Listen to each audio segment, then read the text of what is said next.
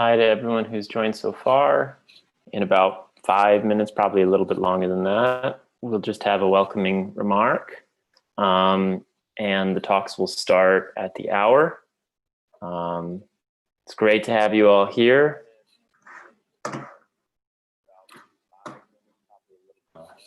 Sorry, the live stream is now speaking to me, so I've got to stop that or I'm hearing myself.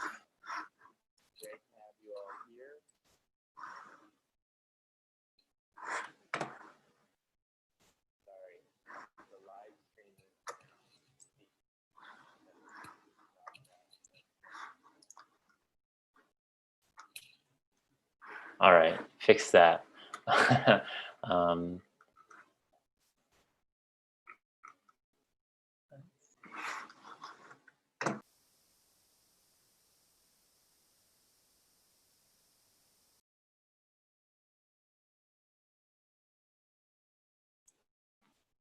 Anna. I've now made you co-host, so you have power to do many things. Thanks for joining. Thanks, Aaron.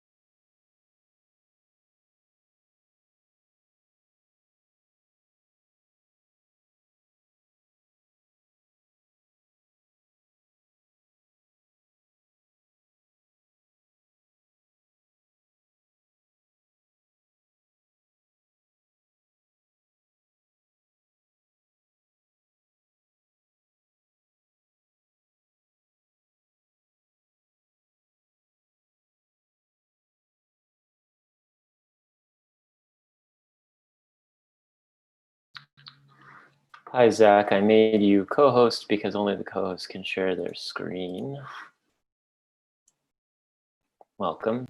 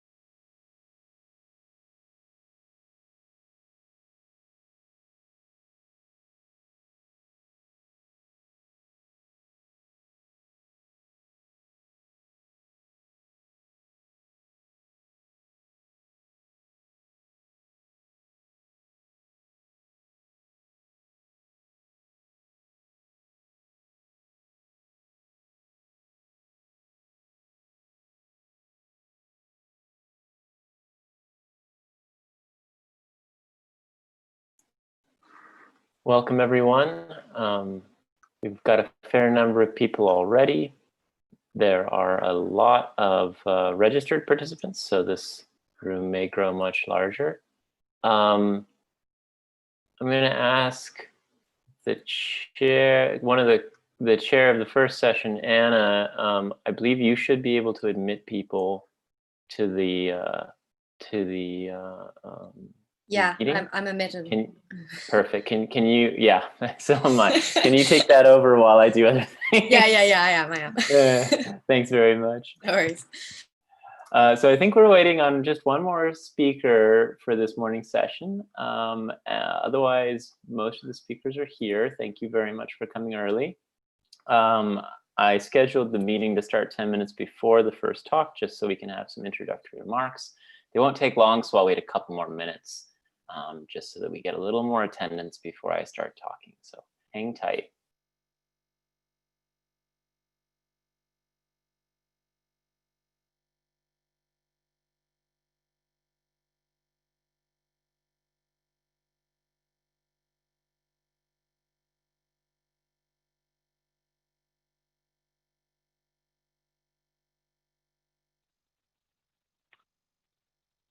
Hello, testing audio.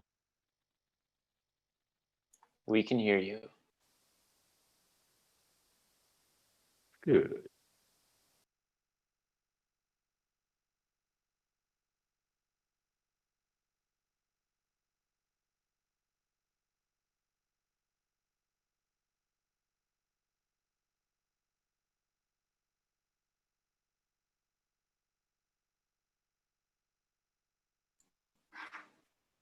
Philip, I'm going to make you a co-host so that you can share your screen when it comes time to give your talk. And Great, thank you. And that rounds out our speakers for the morning. Wonderful.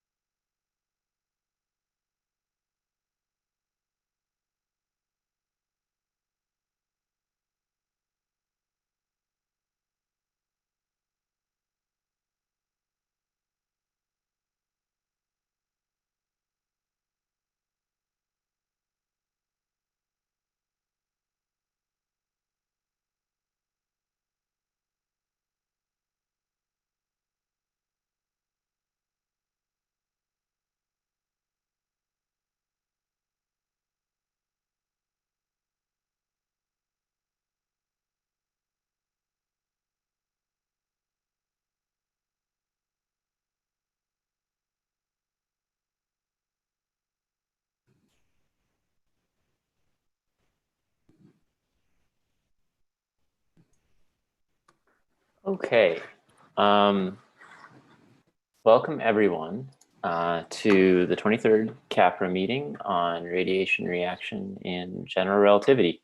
This is a series of what are traditionally kind of smaller workshops dedicated to the problem of radiation reaction, within a special eye towards modeling extreme mass ratio in spirals for the LISA mission. As you can see, they've been going on for quite a while. And this year, the meeting was to have taken place in Austin, at the University of Texas at Austin, but obviously circumstances required us to change the meeting venue. So welcome everyone to the first virtual conference I've tried to run, so I'm sure there will be some hiccups, but there's a lot of really wonderful people here that I'm sure will be able to help out as we go along.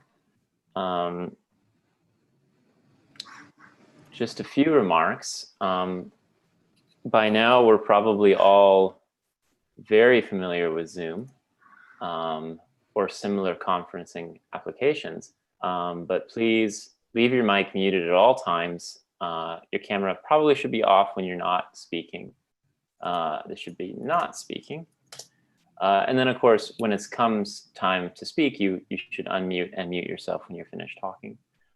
In order to ask questions during the talks, please wait to the end of the talk just so that we can keep everything organized. Use this raise hand feature, where is the raise hand feature hiding?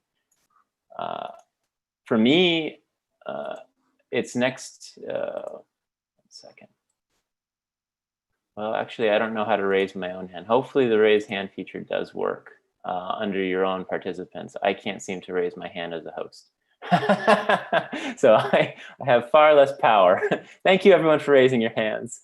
So raise your hand and we'll be able to see that and call on you in order to answer your questions once the question session has begun. When you do ask your question, you might want to just say your name really quickly and where you're located. And then very generously, the Black Hole Perturbation Toolkit Slack channel has been offered for the purpose of chat. Slack is a really useful platform for chatting and for further discussion, for carrying the questions on after the talks are done. Just realized I didn't follow the instructions. I believe I'm now showing my video, so hello everyone. Just a few tips for speakers. The talks are scheduled for 20 minutes. Please, we're going to do our best to keep on time. I suggested a 16+4 split for the speakers. Obviously, you can go a little longer, but you will sacrifice your question session. And one of the great things about this conference is leaving some room for questions. I hope people will please ask questions at the end of the talks.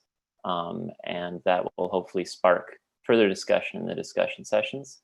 The idea would be for the speakers to broadcast their own screen share. Only co-hosts can screen share with the security settings on this talk. So you'll have to be a co-host to screen share. If everything goes wrong and there's a problem, please just shoot me your slides. I can walk through your talk as you narrate if that's what we need to do. A few more things. At the moment, the security settings for the University of Texas Zoom are such that I have to manually admit anyone not part of the University of Texas joining these meetings. So I and Anna are furiously clicking away to allow people to join. So it would be helpful if you try to leave and enter this room as infrequently as possible, just so that we only have to let you in once. And with that, I'm going to stop screen sharing because it's just about time. So our first speaker today is going to be Theo. Taurus, can you try to screen share your talk, please? Hi, can you hear me and see me? Yes, and yes. Cool. I'm going to turn the proceedings over to Anna Heffernan, who will be chairing this first session. So, Okay, thanks, Aaron. Yeah, so our first speaker is Theo Torres from Southampton. He's going to be talking about electromagnetic self-force. Theo, we haven't figured out how to do the warnings best yet. So for the moment, I'm just going to privately message you a 5-minute and a 1-minute warning. Okay. If you don't see them, maybe we'll figure out a better system later. No problem, it's fine. Okay, no worries. I'll turn off my video now and leave it to you. Okay, can you see the slides? Just to check. We can, yes. Okay, perfect. Cool, yeah, thanks a lot. Hi everyone, good morning or good evening, depending on where you are. So first of all, I really wanted to thank the organizers for allowing me to present my work and also to just organize the meeting in this strange time. So I'm really looking forward to this week and I think it's going to be great. So yeah, I'm Theo, I'm a postdoc at the University of Sheffield and I'm going to present some work we've been doing with Sam Dolan on the electromagnetic self-force on Kerr spacetime. I'm also very happy to start this session of contributed talks talking about the electromagnetic self-force because I think it comes back to one of the original systems in which self-force were thought about, which was the Rutherford atomic model, where we have a charged particle orbiting a nucleus, and this electron is accelerated and will feel a force, the Abraham-Lorentz force, which is there. And this force is dissipative and will actually lead to the collapse of the electron onto the atom, just to this force. So thankfully, we don't have collapsing atoms due to quantum mechanics, but I think it's still interesting to think back about this old picture and now trying to picture an electron or a charged particle orbiting around another object on a completely different scale, namely a rotating black hole. So here I'll be focusing on charged particle on rotating black holes. And because now the spacetime is not flat but curved, this charged particle will feel a dissipative and also a conservative force. So you can see that we have here the dissipative part of the force. So this is, the first expression for the electromagnetic self-force in a weak field limit obtained by DeWitt. And we can see that it has this dissipative part, which exactly is the Abraham-Lorentz force, and the red part is a conservative self-force. So we'll come back to this weak field limit later. So essentially what we're studying is a charged particle on equatorial circular orbits in Kerr. So this charged particle will create a current, J alpha, which will be proportional to the velocity of this particle. And what we're looking for is the electromagnetic field, so the Faraday tensor. And we do that by means of the Maxwell scalars, which are just contraction of the Faraday tensor with some tetrads. And the great way of doing this is because the equation of motion of those Maxwell scalars will actually be separable, so it will be easier to solve. So we can separate especially phi0 and phi2 in terms of those radial function that I call r+1 or r-1, depending if it's for phi0 or phi2, and some angular function, which will be spin-weighted spheroidal harmonics. And those quantities, they will obey the well-known Tucholsky equations. So those are the equations in vacuum, and they will be also linked. So the plus and minus functions will be linked via the powerful Tucholsky-Starobinski identities. So essentially, that's what we want to solve. We want to solve the Tucholsky equation, but when a source is present. So we can rewrite those equations, including those new radial functions, so those p plus, and p minus. And we can rewrite the Tucholsky equation for the radial function by including this source term, so a, which will be proportional to a delta function and a delta prime. So to solve this equation, we can simply do the standard procedure, solving it on both sides of the particle. So here we have some function outside the particle, so ps infinity, which has a solution to the vacuum equation. Vacuum equation. So this will be outside the particle, and h for horizon inside the particle radius orbit. And we have those also coefficient alpha infinity and alpha h, which can be determined fully by the source term only. So you can see that if we plug that solution back into the equation, we can solve for alpha infinity and alpha h using those relations. So everything is determined in terms of quantities evaluated at the particle. So all we need to do is to find the p infinity and ph, and this is done, so those are vacuum solutions, and this is done by using the black hole perturbation toolkit. So I'm sure we'll hear more about this great tool, but just to say that we use this toolkit to evaluate our vacuum solutions. And once we have the P functions, we can essentially reconstruct the Maxwell scalars. From the Maxwell scalars, we can compute the Faraday tensor, and from the Faraday tensor, we can compute the cell force, which will be the contraction of the Faraday tensor with the velocity. And as we know, we have two parts in this force, a dissipative part, so the time and the phi component of this force will be dissipative, and the radial part will be a conservative part. So in the first section, I will be focusing on the dissipative part and mostly the time component of the force, because we see that the phi component is easily related to the time component.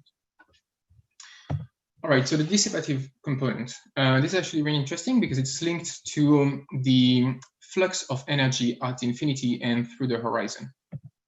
So to see that, we can define a current, which will be just a contraction of the energy momentum tensor of this electromagnetic field with a Killing vector.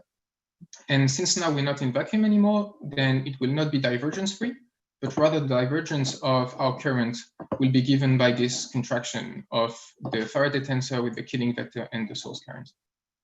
And we see that here, this combination of the force contracted with the current is exactly the force. So this is how it's linked together. But to see it precisely, we just have to apply Gauss's theorem to a small space-time volume, which goes from the horizon to infinity over a small delta t interval. And by applying Gauss's theorem, we see that essentially the contraction of the force with the Killing vector will be given by the fluxes through the horizon and at infinity. So this is a very useful relation. And you see that it depends on which Killing vector you're using to define your fluxes. And this is a great way to check also that our numerics are correct, because we have essentially two quantities that we can compute independently, and then we can check that they agree.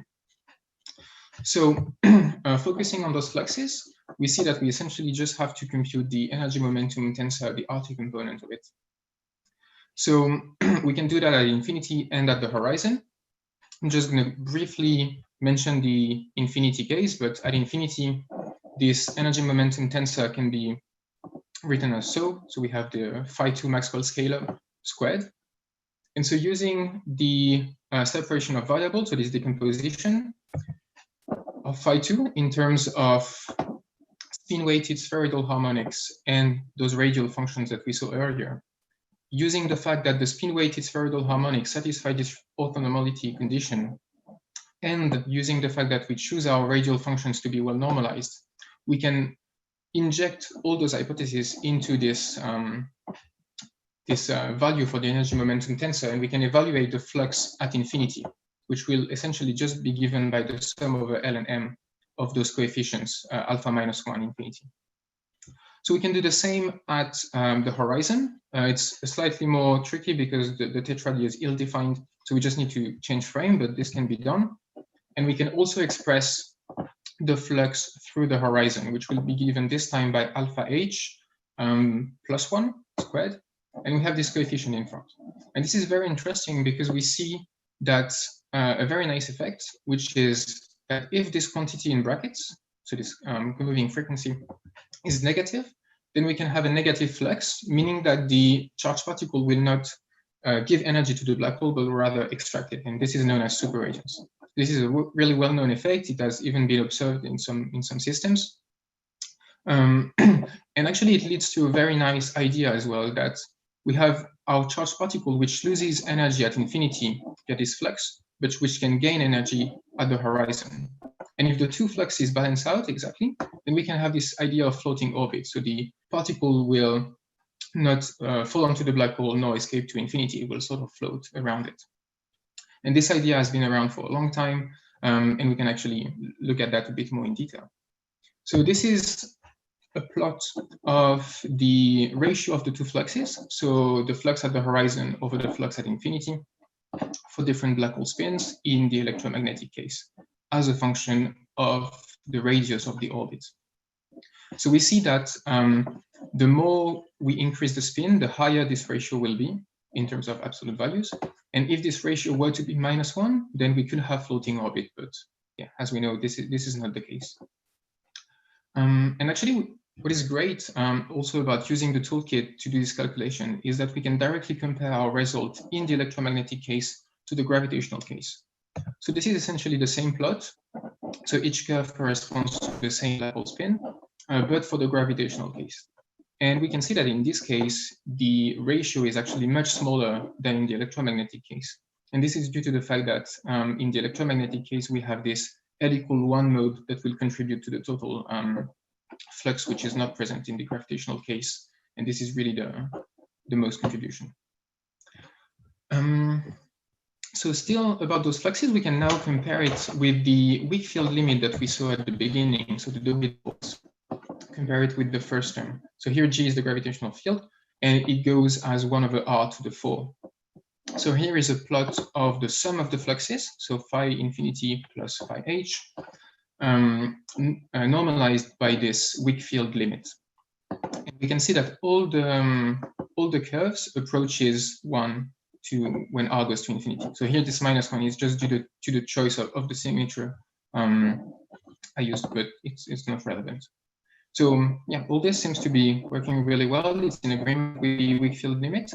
And one thing that could be interesting that we haven't really done yet, but we could also look at the next order in this weak field approximation and maybe compare that with the numerics we've done. So yeah, that's what I wanted to show for the dissipative component of the force. We can now move on to the conservative component, so the radial component of the force. And in this case, this f of r will actually depend on phi0, phi2, and phi1, so the 3 Maxwell scalars. This is the expression for the force. So I hope you can see everything because there is this. Oops, maybe you can do this. Yeah, so that's the expression for the force. So we see that here we have contribution from phi0 and phi2 in the middle and phi1 on the right. And as we know, this sum is actually a divergent sum. So what we need to do in order to compute the force is to regularize it. And the way we do it is to do the mod sum regularization procedure. So that's essentially the approach we're doing. So what we need to do is to expand all our quantities into scalar spherical harmonics. So those are the quantities we need to expand in order to do the procedure. And then each scalar spherical harmonics mode will need to be regularized by subtracting a regularization parameters that are well known. And once this is done, we'll get a convergent sum.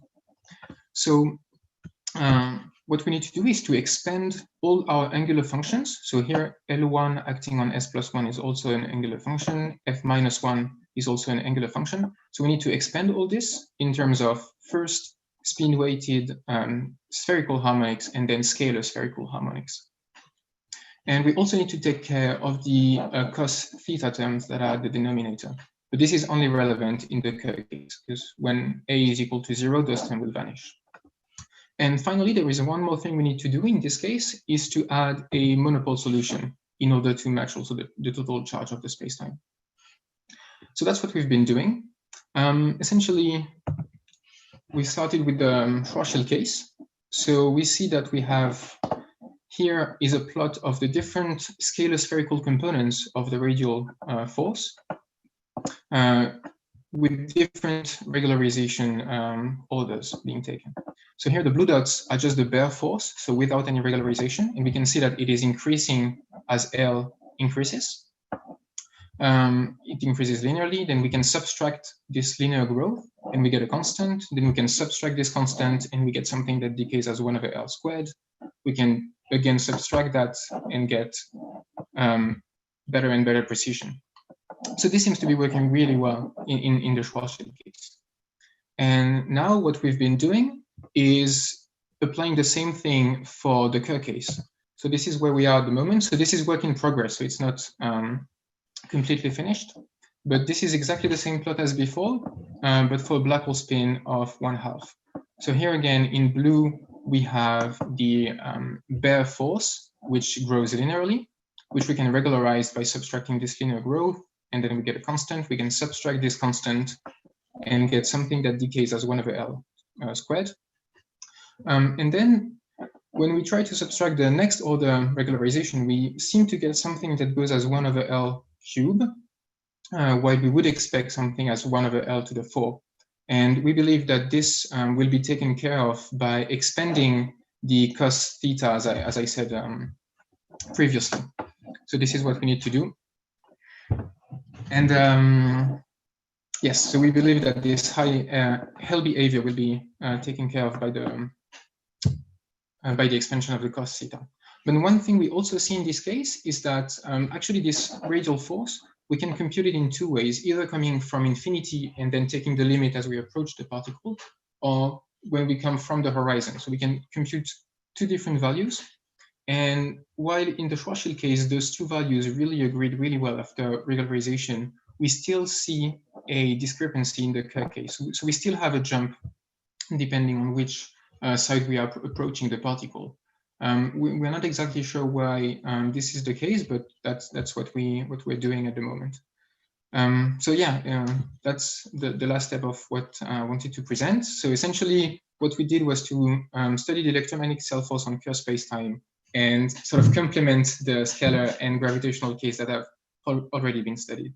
So I think my time is up. So I just thank you very much for your attention.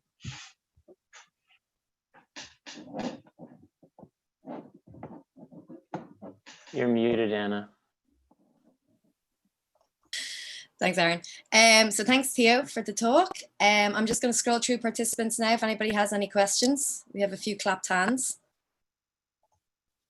Sorry, there's 80 people, so it's taking a while to scroll. Okay.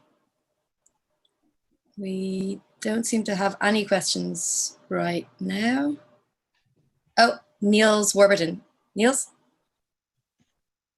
Yeah, so you had a nice agreement in the weak field, but I also wondered if you looked to what happens in the near horizon, near extremal Kerr regime. So there are analytic results there for the flux, at least I know for the scalar case and the gravitational case in a paper I was on, but I'm not sure if there's electromagnetic ones, but that would be an interesting point of comparison as well. Oh, yeah. Yeah, we haven't looked at that yet, but it would be a great way to also double check that our result also hold in that case. That would be interesting, yeah. Okay, thank you, Niels. Do we have any other questions?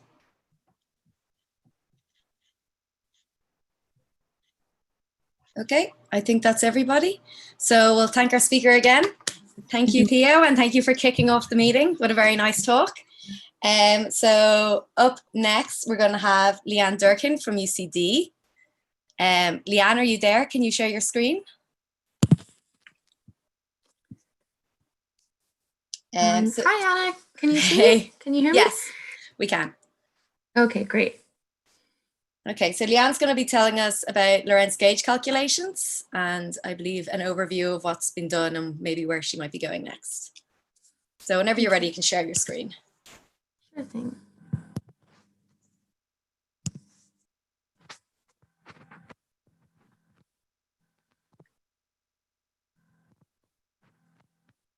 Okay, can we see that? Yes, yeah, we can. Okay. Great. Well, will I get started? Sure, go whenever you're ready. Okay. Yeah, good morning, good afternoon, and good evening, everyone. I'll be talking about calculating the Lorentz gauge metric perturbation. So I'll just give you a quick outline of how this talk is going to go. I'll start by briefly motivating why we want to calculate the Lorentz gauge metric perturbation.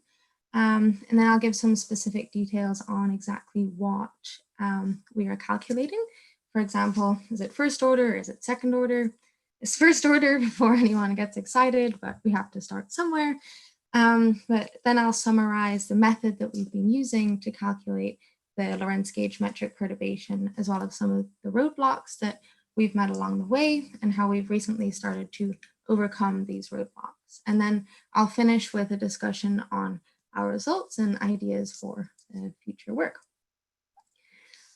So we're all here at attending a conference on radiation reaction. Most of us are interested in calculating the cell force. And as many of you will know, the cell force is best understood in the Lorentz gauge.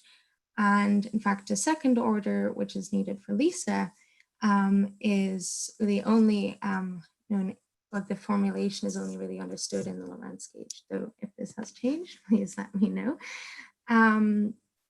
And to calculate the cell force, we need the metric perturbation to first and second order in the mass ratio. So it's for these reasons that we're interested in calculating the metric perturbation in the Lorentz gauge. So what exactly do I mean by that? More specifically, our goal is to calculate the metric perturbation to first order for now in Lorentz gauge for a vacuum spacetime. All of my discussion in this presentation will be in Schwarzschild, but I will briefly mention possible extensions to Kerr later on. We're also going to restrict ourselves to the homogeneous case, and we want to try and get analytic results where possible. So a lot of work has been done on calculating the Lorentz gauge metric perturbation numerically by the likes of Barak and Lusto and Barak and Sago and others. And while they have some analytic expressions, we want to further extend the analytic approach. So wherever you see this H mu L, L for Lorentz gauge, this is what I'm talking about.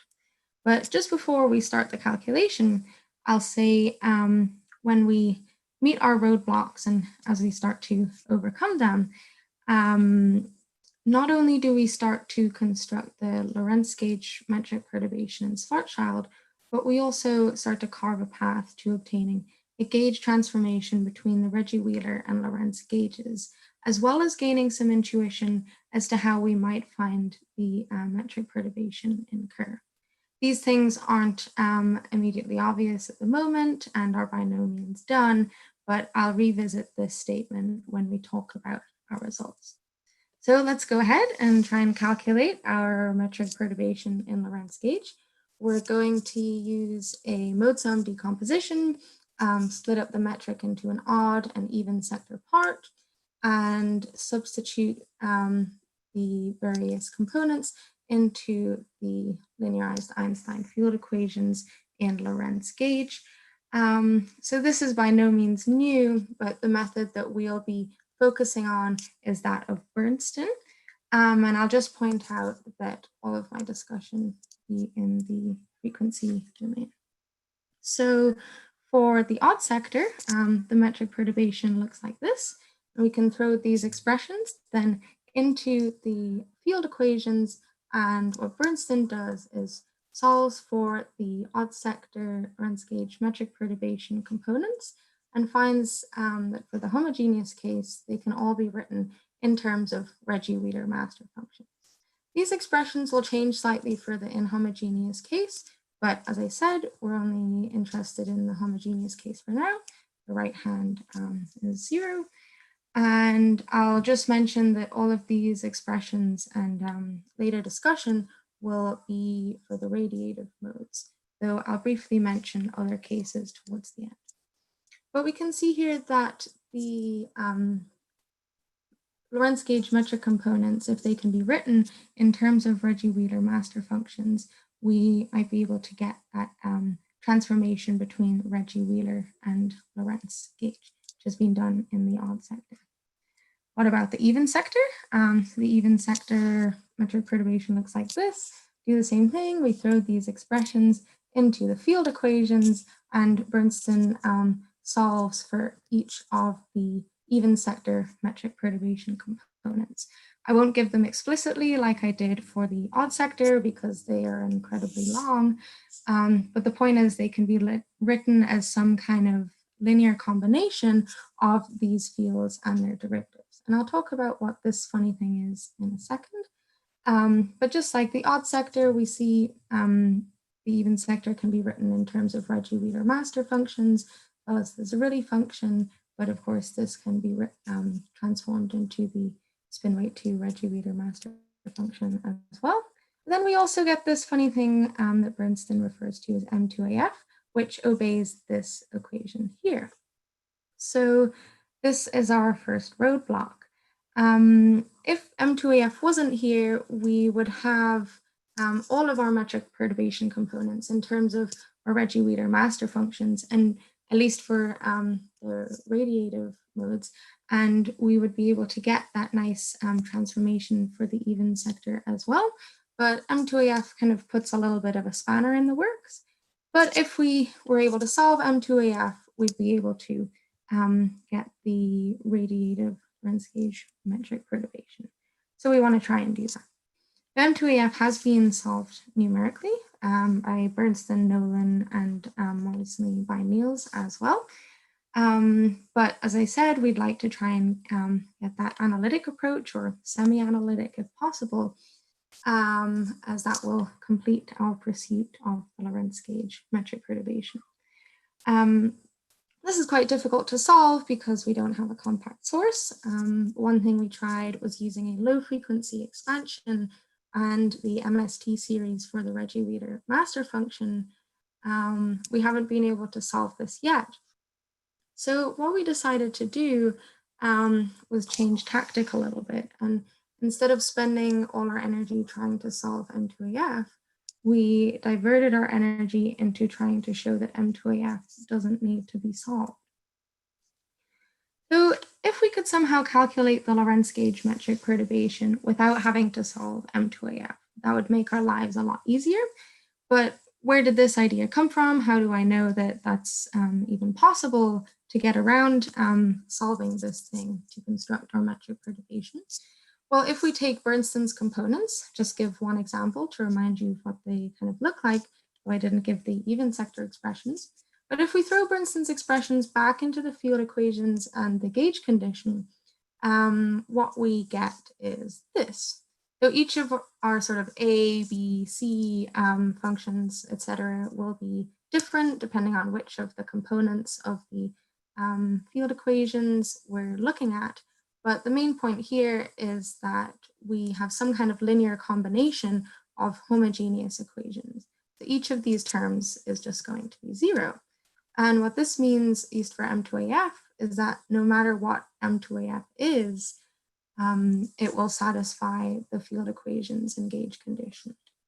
But before we decide to neglect solving it, we need to understand how does it contribute to the metric perturbation, so we're not losing any important information. So our next goal is to answer the question, how does M2AF contribute to the metric perturbation?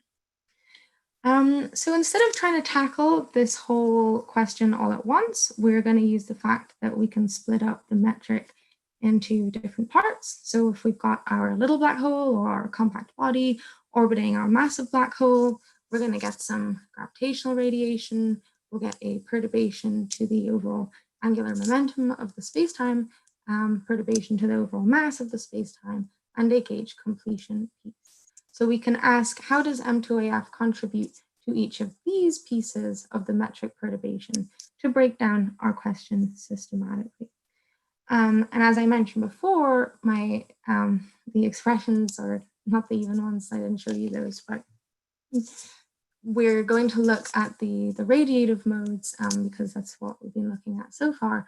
So we're going to see, okay, how does M2AF contribute to the radiative part of the metric perturbation, first of all.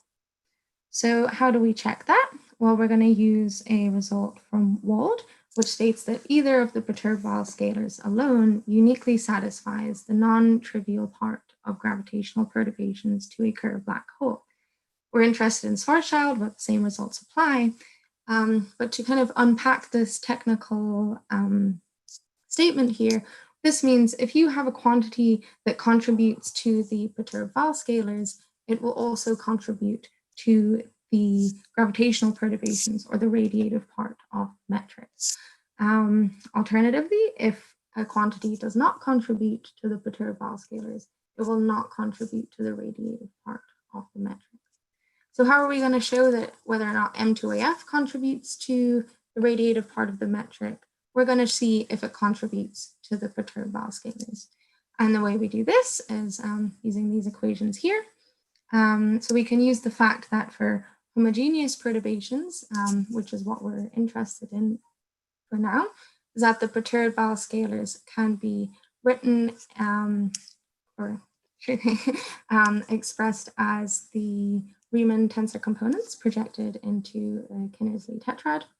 And we can use Brinson's expressions, throw those into the metric perturbation here, and see how does M2AF contribute. And it turns out that even though M2AF looks like it appears in the even sector metric perturbation components, it actually drops out of the perturbed Ball scalars. And I showed this, whoops, getting ahead of myself there. I showed this using the general relativity tensors package in the black hole perturbation toolkit. So what we found out is that M2AF does not contribute to the radiative part of the metric perturbation. So I might joke stuff a little bit, but this kind of reminded me of a hike that I went on one time when I was living in Vancouver. If anyone who's been to Vancouver may recognize these twin peaks here. They're called the Lions. You can see them from downtown. But to get to the Lions, you have to climb this mountain that we were on, which is called Unnecessary Mountain. So you could draw an analogy between M2AF and Unnecessary Mountain that we do not need to solve M2AF in order to construct the radiative and gauge metric perturbation. Okay, so what are the consequences of these results? Well, not only did we find that M2AF doesn't contribute to the radiative part of the metric, but we found actually that only the spin weight 2 Reggie-Wheeler master function contributes, which is what we'd expect from this equation here, which is the Chandrasekhar transformation. And what this tells us is, at least for gravitational perturbations, how do the Reggie-Wheeler master functions relate to the Tucholsky radial functions, or the perturbed Wall scalars, as I've been calling them. So we can see that only spin weight 2 Reggie-Wheeler contributes to the perturbed Wall scalars. If we somehow had M2AF in here, we wouldn't recover this transformation, which wouldn't be correct. So what we've shown is we can construct the radiative part of the metric purely from the spin weight 2 Reggie-Wheeler master function, so we can get that nice transformation between the Reggie-Wheeler and Lorentz gauge, the homogeneous perturbations. Okay, an additional thing that our results tell us is that if we can write our radiative metric perturbation in terms of a spin weight to master function, we might be able to construct a Hertz potential for our Lorentz gauge metric perturbation in Schwarzschild. So we usually see this formulation in the radiation gauge. And I think more recently, Sam Dolan has shown that we can find a Hertz potential in the electromagnetic case for Kerr in Lorentz gauge. If we are able to show you can construct a Hertz potential in the gravitational case for Schwarzschild in the Lorentz gauge, then there's an argument to be made that maybe we can also do this for the gravitational case in Kerr in Lorentz gauge. We're a long way off doing that yet, but it's an interesting prospect. So just to finish up then, still a few things we want to look into. As I said, I've only been looking at the radiative modes so far, but we'd like to know what about the completion pieces? What do they look like? Does M2AF contribute to any other parts? But we suspect, thanks Anna, we suspect that M2AF will only contribute to the gauge, but stay tuned. We would then, once we've got the completion pieces, we'd like to construct our full Lorentz gauge solution, and then maybe explore a little bit further that transformation between the Reggie-Wheeler and Lorentz gauges. And finally, but most ambitiously, is there a way to construct the Lorentz gauge metric perturbation in Kerr? So I'll stop there. Thanks very much.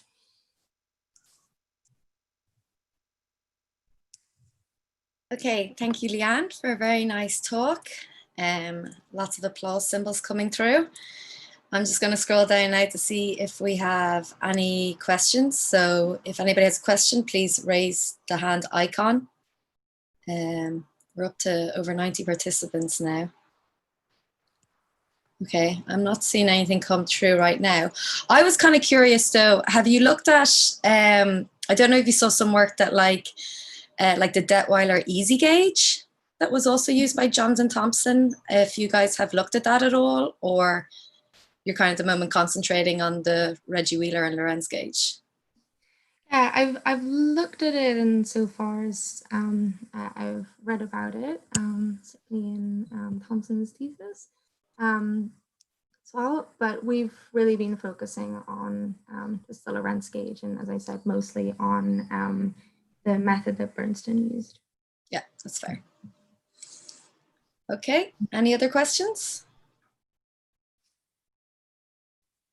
Okay, so I think then we'll just thank Leanne again for a very nice talk. Looks like Chris Kavanagh has a question. Sorry. Sorry, Annie. Oh, yeah, thanks. Chris, if you want to throw in your question there. Thanks, yeah. I'm just wondering about your third point there, about exploring the transformation using MST. Mm-hmm. So if M2AF doesn't contribute, it's not done, because you can construct everything from the Reggie Wheeler functions. Yep, exactly. So what do you mean by this third point then? Like this is I guess we haven't, it's done in the sense that we have the expressions, but we haven't actually done it. You get me? Okay. Yeah, and it would be nice to maybe just compare data in that regard. But yeah, you're right. It's done. It just needs to be done. That would be super cool. If you know what I mean. Thanks. Thanks, Chris. Okay, thank you, Chris. Do we have any other questions? And Aaron, if you see any other hands I missed, please again shout out. Okay, I think we're officially no more questions. So we'll thank Leanne again for a lovely talk. Thanks, Anna. No worries. And then we'll ask Philip Lynch, also from UCD. Philip, are you there? Yes, I am. Hopefully you can hear me now. I can indeed. Great. Whenever you're ready, you can share your screens. So Philip is also from UCD, and he's going to be talking about, well, there you go, fast self-enforced and spirals. So whenever you're ready there. Great. Thank you very much for the lovely introduction. And this isn't how I thought I'd give my very first academic talk, but here we are. So thank you very much again to the organizers for, despite everything going on, still being able to organize this and give me the opportunity to speak. So I think it's best if I just show you what I'm working on as opposed to talk about it. So here we have an in-spiral in Kerr spacetime around a rotating black hole. And the steps for doing this have been known. This isn't anything particularly new. The downside of this, though, is while it looks very nice, it takes a long time to actually calculate. The real magic would be to be able to calculate something like the exact same in-spiral like this in a matter of seconds. And so I'm going to start off by just motivating the approach that we use here. I'm going to talk about how we're currently calculating trajectories using the method of oscillating geodesics, how that can be sped up using near identity transformations, what happens when you apply this to the interesting case of a rotating black hole, our preliminary results so far, and what work still needs to be done. So at the moment, I don't think I need to convince any of you the necessity for accurate Emery waveforms, being the conference that it is and all, but we also need these waveforms to be fast to generate because we have a huge parameter space and the data analysis guys have to be able to pick these signals out of the wider range of data that we'd have. And so currently there are kludge models that, while very fast, aren't quite accurate enough for what we need to do, although they are incredibly important and that they might even be able to detect Emery signals and are great for the LISA mock data challenges. What would be better again would be flux-driven in-spirals. And again, these are also very fast, but they are limited in the amount of accuracy they can achieve, but again, could be very useful for Emery signal detection. And for the really good stuff that we want to be able to do with LISA, we're going to need to do self-force calculations. And while these currently are not fast at all, they, once we figured out all the pieces of it, can be incredibly accurate. Basically what we're going to do is take these self-force calculations and try and figure out how we can speed them up in order to generate waveforms quicker. So there are three basic steps to generating waveforms from gravitational self-force data. The first step, of course, being the hardest, actually calculating the self-force. Currently, we can do the first order self-force for generic Kerr. So Martin has code for that. That's been really good for this project. And the idea is that once you have that code, you then evaluate it at one point in the parameter space, then another and another, until you've gridded up the parameter space. And then ideally, you would fit some sort of smooth, interpolated or fitted model to this data. And that gives you a self-force model, which you can then feed into some equations of motion. Currently, we're using the method of oscillating geodesics to derive these equations. And the idea is then you then get out a trajectory, which can then be fed into some waveform generation method. The kludges are currently using some flat space quadrupole formula, but ideally we'd move on and use fast Tucholsky-based methods. And so in order to generate this all very quickly, we're going to need to see improvements in all three of these steps. But for now, for the purposes of this talk, we're going to talk about step number 2 here, speeding up the trajectory. The reason being is that a couple of years back, Martin and Niels figured out that this step can be sped up dramatically using the method of near identity transformations, or as we affectionately call them, NITs. I'm going to say the word NITs a lot, so don't blame me if you end up scratching your head by the end of this talk. So they did this in the case of a Schwarzschild black hole, where they've left the far more interesting case of a rotating black hole to me. So I'm going to give you an idea of what I've managed to find so far. So first, I'm going to just review geodesic motion first in the equatorial plane, because that's where I've gotten most of my results for so far. And here we just have radial motion that is bounded between a minimum and a maximum radius, R1 and R2. And from these, we can derive two constants that are related to this that make visualizing the orbits a bit more intuitive. The semilatus rectum, which is a measure of kind of the average size of the orbit, and the eccentricity, which is how circular or non-circular the orbit is. And the idea is that you can identify a particular geodesic using these constants plus some initial value for your phase, and that these things together form a set of orbital elements. And the idea is that for a geodesic, these are constants, but when you then have some sort of force that's moving you away from geodesic motion, like say, for instance, the self force, these constants of motion are then promoted to functions of time, which are governed by a set of first order ODEs, which we can solve numerically. And as well, so these are new equations of motion. And as well as these equations, we also need to evolve some extrinsic quantities that don't appear explicitly in the other equations, but we also need to track as well, which in our case are going to be the t and phi coordinates of the particle. So you end up with equations of motion that look like this, capital P representing our orbital elements P and E, which are the rate of change of which is 0 at geodesic order. And then when we have some self force, it picks up a correction at first order in the mass ratio. The phases, which in equatorial case would just be the radial phase, has some frequency associated with it at geodesic order. And then with the presence of a force, gains some correction at first order in the mass ratio, and higher, of course. And then the extrinsic quantities, you just evolve using the same equations that you use at geodesic order, except now they implicitly depend on the evolution of your orbital elements and your phases.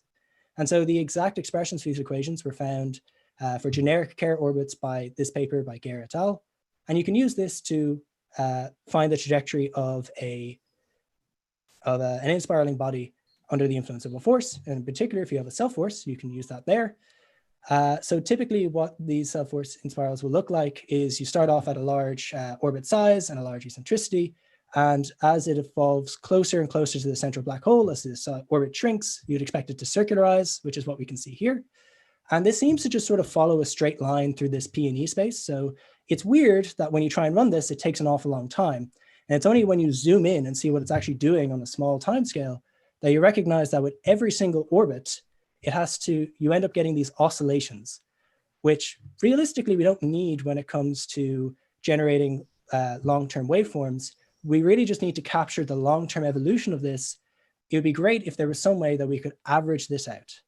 And the way we do that would be to eliminate the dependence on these equations on these short-term orbital phases. And the way we do that is using near identity transformations.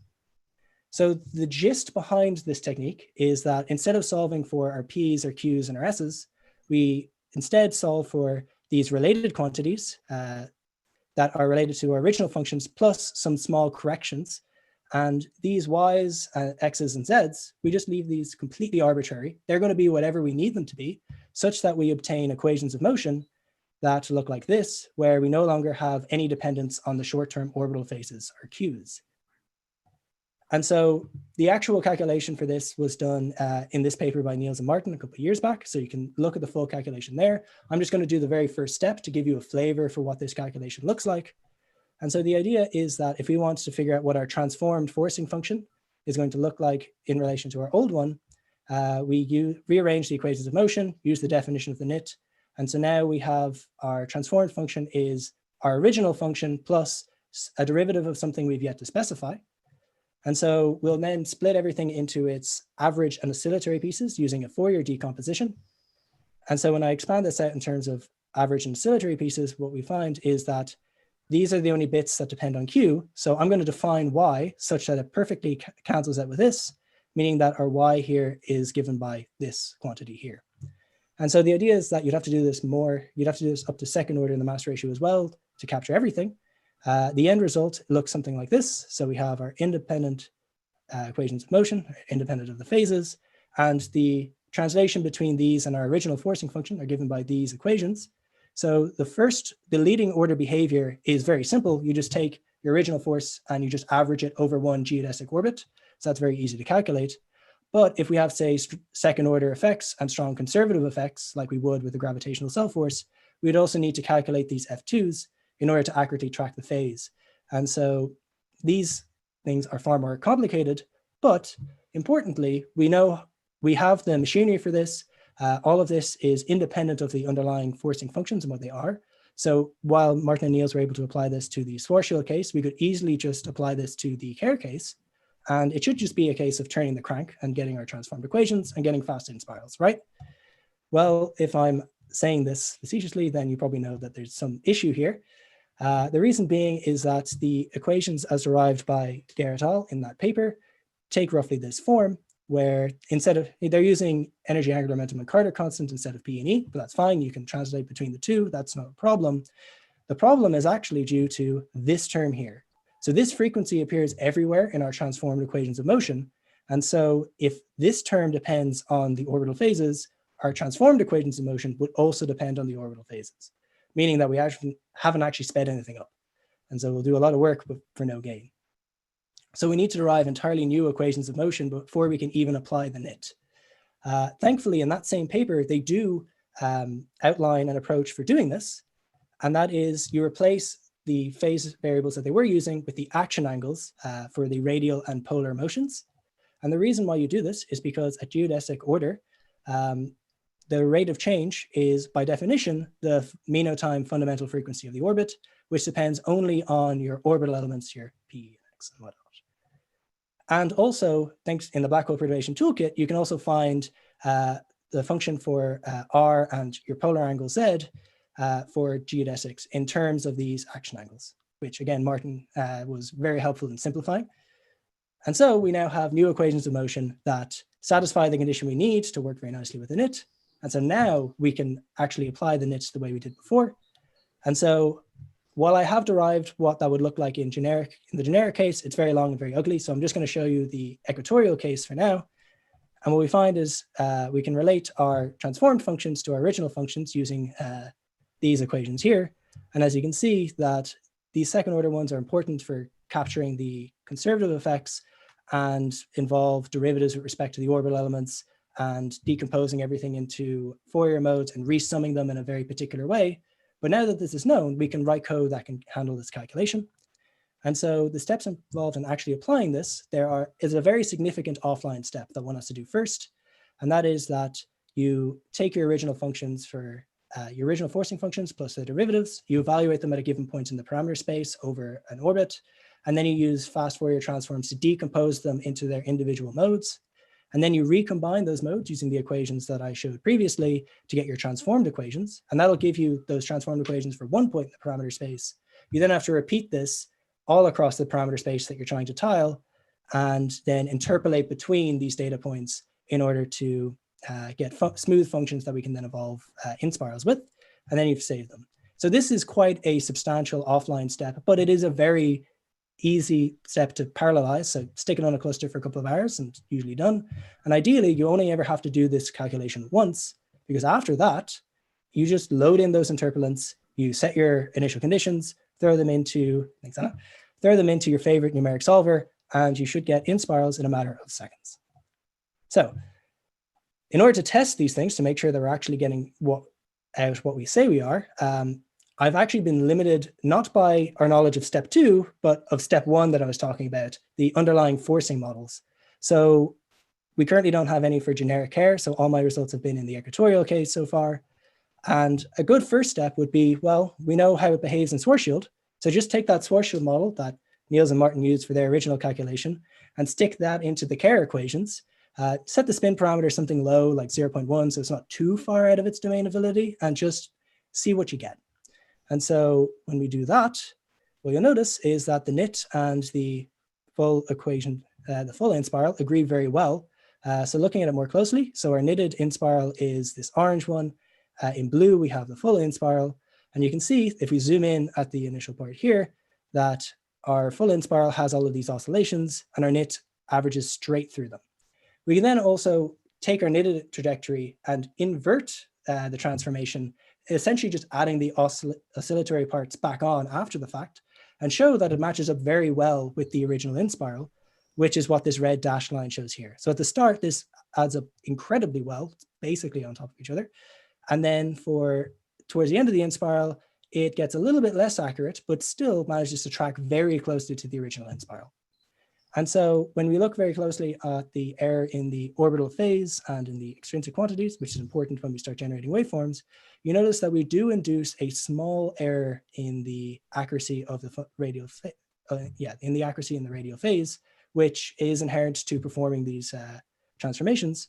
But it seems pretty much in line with what we were seeing in the Schwarzschild case, what Martin and Niels saw in that case.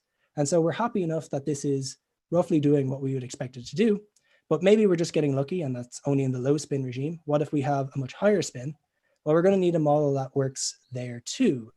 And so what we did was we got Martin to use his equatorial GSF code to grid up a section of the parameter space, which you can see here with gravitational self-force data.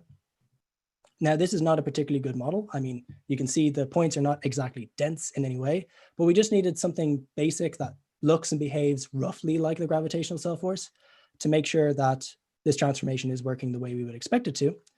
And so when we apply the same sort of in-spirals here, what we see is, again, it averages through it very well, although by the end, it's not matching up quite as well as it used to. And when we look a little bit closer on the errors of the in-spiral, we're still getting sub-radian accuracy over the course of the in-spiral, which is still pretty good. However, the fact that it grows over time is a little bit worrying. So I want to try and evaluate what's going on there a little bit closer. So there's still more work to be done before I'm convinced that we have fully nailed the equatorial case. However, while I acknowledge that you do induce a little bit of error, the trade-off is very substantial. The benefits, I would say, far outweigh the negatives. And you can see that in the speed time here. It depends very heavily on the mass ratio, what sort of speed up you would get. The reason being is that the smaller the mass ratio, the more orbits the full equations has to resolve before it plunges. And as such, the longer it'll take to run. However, the knit isn't resolving any of these. And so it takes about the same time to do it each time. Thank you, Anna. And so you can get speed ups that are only maybe 10 times faster or thousands of times faster, depending on. But the important thing is that we now have waveforms that can be, trajectories that can be calculated in seconds. And we could definitely speed this up again, because at the moment, these are calculated in Mathematica. Mathematica is great for a lot of things, but I think we can all agree speed is not one of them. And so a C version of this code would be even faster again. So there's still more work to be done. As I mentioned, I wouldn't mind having a better Kerr GSF model to really convince myself that I've nailed the equatorial case. And of course, we'd like to generate some waveforms and calculate what the mismatch is there, and what that might mean for detecting emeries. And then once we have the equatorial case finished, to move on to the generic Kerr case, which is obviously the more interesting one again, and the effect that transient resonances may have. And also to have a look at maybe the 2 timescale expansion, which a lot of second order results are currently being calculated in. And so with that, I will leave it there. Thank you very much for listening, and I'll open the floor up to any questions. Okay, thank you, Phil, for a nice talk and exciting results. So yes, if anybody has any questions, if you could just please raise your hand. Yeah, I have a question. Yeah, go for it. Oh, hi. Thanks for the nice talk. So if you want to compute the in-spiral, including the oscillations, is it still a faster way to first compute the dist and then the oscillation than directly the original method, which is the 2 at the same time?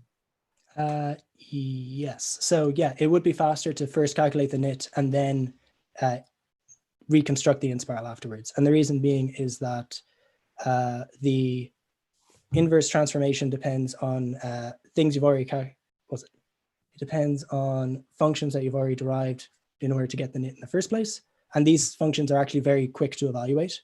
So much quicker than trying to solve the whole thing again. Okay. So that's the fastest way even to get the full. Yeah. Thanks. Seems so. Do we have any other questions? Okay, we've got more. Yeah, Eric Poisson, do you want to take the floor? Yes, thank you. I was just curious about something. So in the Schwarzschild case, you see the eccentricity rising toward the end of the inspiral, but I didn't see the same behavior for Kerr. So what's known about this? Yes. So I believe the reason for this is due to the fact that this isn't a particularly good model for Kerr. You can see our data cuts off a good bit before this line here, which is the separatrix. And so the way I've interpreted this is that we're kind of cutting off before you would see that tick up, which you should see in Kerr as well as okay, so the expectation is that it should behave qualitatively the same way. Yeah, and that's why I'd like a better model for this case here, which would involve having, because the self-worth.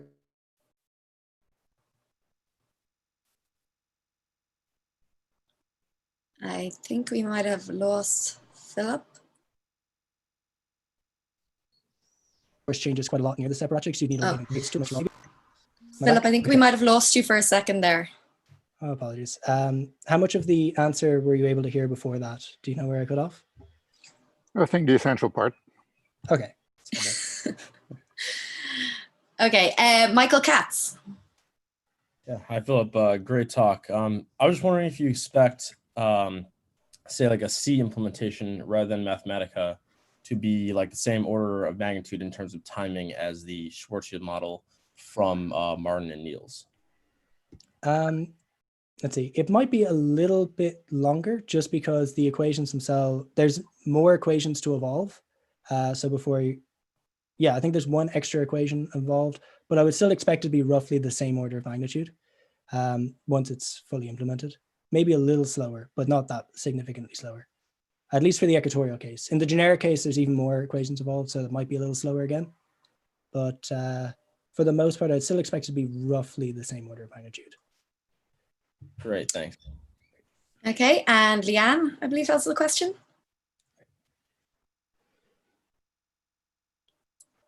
Oh yeah. Yeah. Right. Maybe it's a little more basic, but I'm curious as to why some of when you zoom in on your curve, why some of them look like crests and some of them are a little more spiky. Is there a reason for why there's some of these different features? Sure. I think a lot of it has to do with the curvature of the background spacetime. So the crested one, like oscillation that we see, seem to be more common to the Kerr model, what that's doing, whereas the more spiky ones seem to be more common to the Schwarzschild model. There's also a slight difference in how these forces are calculated. So this Schwarzschild model was calculated using Lorentz gauge cell force, whereas this, I believe, was calculated using the radiation gauge. So it could be some gauge variant quantity going on there as well. So I'm not, I've some ideas as to why these are different, but I'm not 100% certain which one exactly it is. If that helps answer your question a bit. Yeah, cool. Thanks, Phil. Okay, and then because we're running a little ahead of time, I think we have time for another question from Leo Stein. Okay. Hi, Philip. I was just wondering what happens to the near identity transformation as you go through an orbital resonance? That's an excellent question. So let me bring up, let's see, the actual transformations here. Like, hopefully we have an answer to this. Yeah, so I show the equatorial equations here where we have one phase. If we have two phases, which we would in generic Kerr, where we'd have both radial and polar motion, these terms would be a sum of n times the radial frequency plus m times the polar frequency. And if one is a multiple of another, you can easily have this term being, so a particular term in the sum being singular. So in principle, the near identity transformation should break down at orbital resonances. And this is something that we have thought about when it comes to trying to think, how are we going to evolve through these resonances? The simple answer would be, once you get to a resonance, to swap back to the full equations, get through the resonance, and then go back to the knit. Or there could be some better approach, like say, for instance, averaging out all the oscillations except the resonant one and allowing that to evolve through and then going back to the full knit. So in principle, it should completely break down, but we think there are ways around it. Okay. Okay, so with that, we'll thank our speaker again, Phil, for a very nice talk. And then Zach. Oh, Phil, can you stop sharing your screen? Yep. Sorry. Okay, there we go. No worries. Zach, are you ready to take over and start sharing your screen? Yeah. Okay, so next we have Zach Nezepak from Chapel Hill, and he's going to be talking about Kerr calculations in scalar field. Whenever you're ready there, Zach. Hopefully everybody can see this. Yep, we can. All right.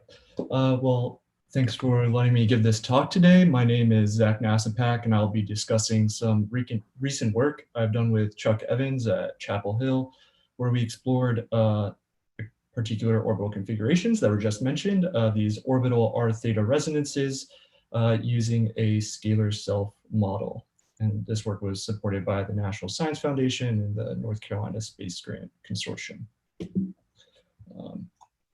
So now, just as was described by Philip in the previous talk, one way that we traditionally model MREs is to parameterize their motion with these slowly evolving constants.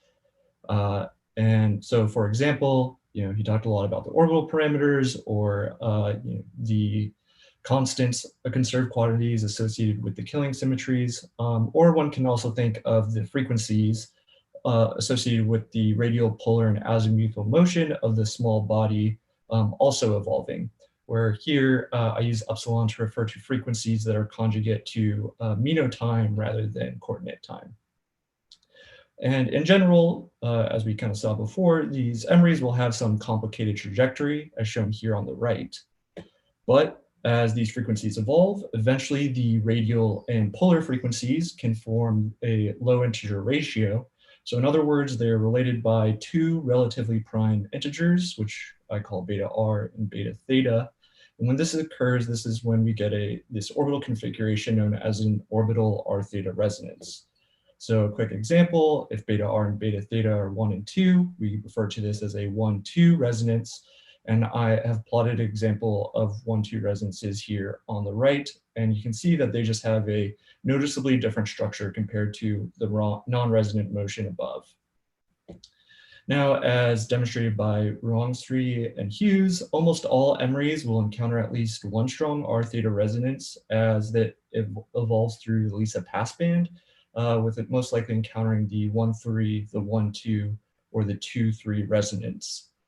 And as many of you are probably aware, the prevalence of these R theta resonances in MREs presents quite a problem. First of all, as an MRE passes through an R theta resonance, its orbital constants will experience jumps in their values that scale with the mass ratio epsilon to the 1/2 power. And this was first shown by Flanagan and Hinder, which I show in this top right plot, where we can see the evolution of the energy, angular momentum, and Carter constant. And they experience these distinct jumps right as the MRE passes through a resonance at the semi-lattice rectum value of about 8.5. And this behavior has been seen by countless other researchers, such as Christopher Berry and collaborators, which provides a more zoomed in picture of this jump and the evolution of the energy. Now, this is further complicated by the fact that these resonant jumps are sensitive to the initial phases at which an MRE enters the resonance. And that was shown by Flanagan, Hughes, and Lorentz. So this plot below here shows the time averaged energy flux due to gravitational wave radiation at infinity. We can see that it varies with this parameter chi naught, which essentially parameterizes the initial phase of the system as it enters resonance. So ultimately, this means that resonant effects will show up in the phase of an MRE waveform, which I'm calling phi, at this epsilon to the negative 1/2 power. So they will have a significant impact on the long-term evolution of an MRE and its resulting waveform. Now, to date, all of these numerical investigations of R theta resonances have relied on adiabatic flux calculations or post-Newtonian approximations, but there has not yet been a numerical calculation of the gravitational cell force during these strong R theta resonances. So this actually leaves us with a number of unanswered questions. First, we know that, as I showed before, the initial conditions play an important role in these resonant effects. So how do we incorporate these in cell force calculations? Furthermore, second, it is not yet clear whether or not conservative effects will actually contribute to the leading order evolution of an emery during resonance. So we've heard some discussion about conservative and dissipative components, but we know for non-resonant motion that the cell force can be split into a dissipative part that leads to the secular decay of the orbit, and a conservative part that merely perturbs the orbital elements but does not cause the in-spiral. But during resonances, it's actually possible that this conservative component may contribute to the leading order evolution, the in-spiral. And so this was in fact seen by Isayama and collaborators when deriving an analytic expression for the evolution of the Carter constant, Q dot here, through a Hamiltonian formulation. And they found that certain conservative terms no longer average away in the resonant case and therefore could potentially contribute. Now, conservative contributions haven't been considered because Flanagan and Hinder have argued that conservative effects should not contribute at leading order due to this integrability conjecture, arguing that the perturbed conservative motion is integrable to leading order in the mass ratio, and an integral perturbation to a Hamiltonian cannot drive resonances, but no one has tested this conjecture yet.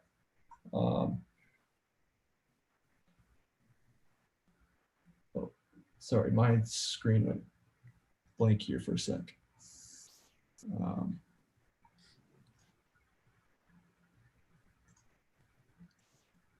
We can still see your screen. Okay, sorry, it showed up weird on mine. No worries. So calculating the gravitational cell force during the resonances will also be important for solving other problems like determining the likelihood of an emery being captured in an R theta resonance, which was discussed by Martin Vandement in one of his papers on sustained R theta resonances. But today I'm actually going to just focus on these first two questions, and we'll only consider transient R theta resonances, which are the resonances that have a resonant period that scales as that epsilon to the -1/2 power. And so as an exploratory first step in understanding this behavior of the local radiation reaction effects during resonances, rather than calculating a full gravitational cell force, we decided to just look at an analogous scalar cell force problem during resonances that we had looked at before to model generic motion. Now, to understand how we went about solving this kind of first question of how we incorporate initial conditions during our calculations, I think it's helpful to first sketch how one actually calculates the cell force in the non-resonant case. So here I have plotted an eccentric inclined non-resonant geodesic and curved spacetime, which has a fairly complicated structure. But if we suppress the azimuthal motion of the particle and project the geodesic onto the poloidal plane, we now see that the geodesic is ergodic, filling this poloidal region in R and theta. Now, while the nature of the motion is ergodic, it still takes an infinite amount of time for the orbit to fill this space. But when calculating the cell force, you cannot actually sample over an infinite amount of time. So instead, one can make use of the integrability and separability of the geodesic equations when parameterized in terms of mean-time, and define the angle variables that Philip discussed in the previous talk. So when you do this, as mentioned before, the radial and polar motion can be independently parameterized in terms of these two angle variables. And as we can see from these plots on the right, that the radial and polar motion are now periodic with respect to these variables. And so this means that the angle variable parameterization actually naturally describes a 2 torus that is spanned by this QR and Q theta. So using that parameterization, we actually can take this motion and we can plot it on a 2 torus. And we see the motion when parameterized in terms of mean time essentially becomes this geodesic flow along the torus. Now, while in this plot, I have truncated the flow at a mean time of 4, if I continue to trace out this geodesic over an infinite amount of mean time, the blue line would eventually fill this entire region, sampling every point. So rather than calculating the self-force as a single function of mean time, we can instead express it as a function of QR and Q theta and map its value to the 2 torus. And so this has been done by Martin when he published his self-force data for generic orbits. And you can see that in this plot that essentially picking an arbitrary initial condition or starting phase only affects where you would start tracing out a geodesic flow on this torus, but does not actually affect the value of the self-force, which is why it has not been a huge concern for non-resonant orbits. So what's different about resonant orbits? Well, if I now take a poloidal slice of this resonance, then the geodesic only follows a single track through the poloidal space. And so this motion is no longer ergodic. And furthermore, as I mentioned earlier, if I pick a set of initial conditions, a different set, so I start at a different polar position here at R min, then I'll have another orbit that has the same resonant frequencies, the same orbital parameters, but that follows its own unique path through this space. So now the radial and polar motion are actually related through this single resonant frequency, which we call epsilon. And now the natural way for describing the radial and polar motion is through a shared resonant angle variable, which I call Q bar, and this resonant offset, Q bar naught, that parameterizes the initial phase of the system. And so that's plotted here on the right, where now both the radial and polar motion are periodic with respect to this single Q bar naught variable. As a result, the self-force is now expressed as a function of Q bar with different values of Q bar naught, generating different self-force curves. And so this essentially implies that one would need to repeat their self-force calculation for each different set of initial phases that they wanted to consider. But this can actually be circumvented by considering that Q bar can still be related to the original angle variables QR and Q theta. And so the resonant motion can also be projected to the 2 torus, as I've shown here in the middle. So the solid blue line once again represents the flow of a geodesic with a 0 initial phase, while the red dashed line has an initial phase of pi. And you can see that in contrast to the non-resonant orbits, the flow now follows closed loops with different values of the phase, generating unique flows on the torus. So I found that by relating these different variables, we can actually calculate the self-force for a resonant source by assuming that it is not a resonant orbit and just choosing an arbitrary set of initial conditions. And it ultimately just turns out that in practice, there is no need to treat the resonance any differently from our non-resonant orbit cases. Thanks, Anna. We can calculate the self-force for the resonance as if it was a non-resonant geodesic with just trivial initial phases. We can plot this on the 2 torus. And then to actually find the dependence on initial conditions, we choose a particular value of Q bar naught, which generates this unique flow on the torus. You can sample the self-force along this flow, and then that leads to the self-force curve that is a function of Q bar, and with different values of Q bar naught generating different types of curves. So using this method, we calculated the scalar self-force for several different resonant sources. We held the spin of the primary and the orbital inclination here constant, but varied the eccentricity between these 2 values and chose the semilattice rectum so that we could generate the 1,3, 1,2, and 2,3 resonances. So to give you an idea of what the results look like, I plotted the radial component of the self-force for 6 sources by projecting them onto the 2 torus, as I mentioned before. And so the top row are the orbits with an eccentricity of 0.2, the bottom of 0.5, while the columns are related to the 1,3 on the left, the 1,2 resonance in the middle, and the 2,3 resonance on the right. And these black dashed lines are the geodesic flow of an orbit with an initial phase of 0. So as I mentioned before, we just sample along this phase, and we now see that how the self-force varies with time as shown by the black dashed curves here on the right. Now we could go and choose a different value of Q bar naught or phase, and this will generate different curves. And so this is captured by these gray bands, which actually represent all the possible values that the self-force might have at a particular value of Q bar as one varies that initial phase. And the red line then just demonstrates what a curve might look like for some non-zero phase. Since the initial phase, the way I chose to parameterize it, essentially just adjust the initial polar position of the source, these broad gray regions actually correspond to the dependence of the cell force on the polar motion. Now, after calculating the cell force, we wanted to test this integrability conjecture by using our cell force data to calculate the orbit averaged evolution of the Carter constant, which I have shown here in this bottom lower plot. So the red line is the value of Q dot if we use the full cell force data, while the dashed line is if I threw away the conservative component and just use the dissipative piece. And you can see that there is actually a small disagreement.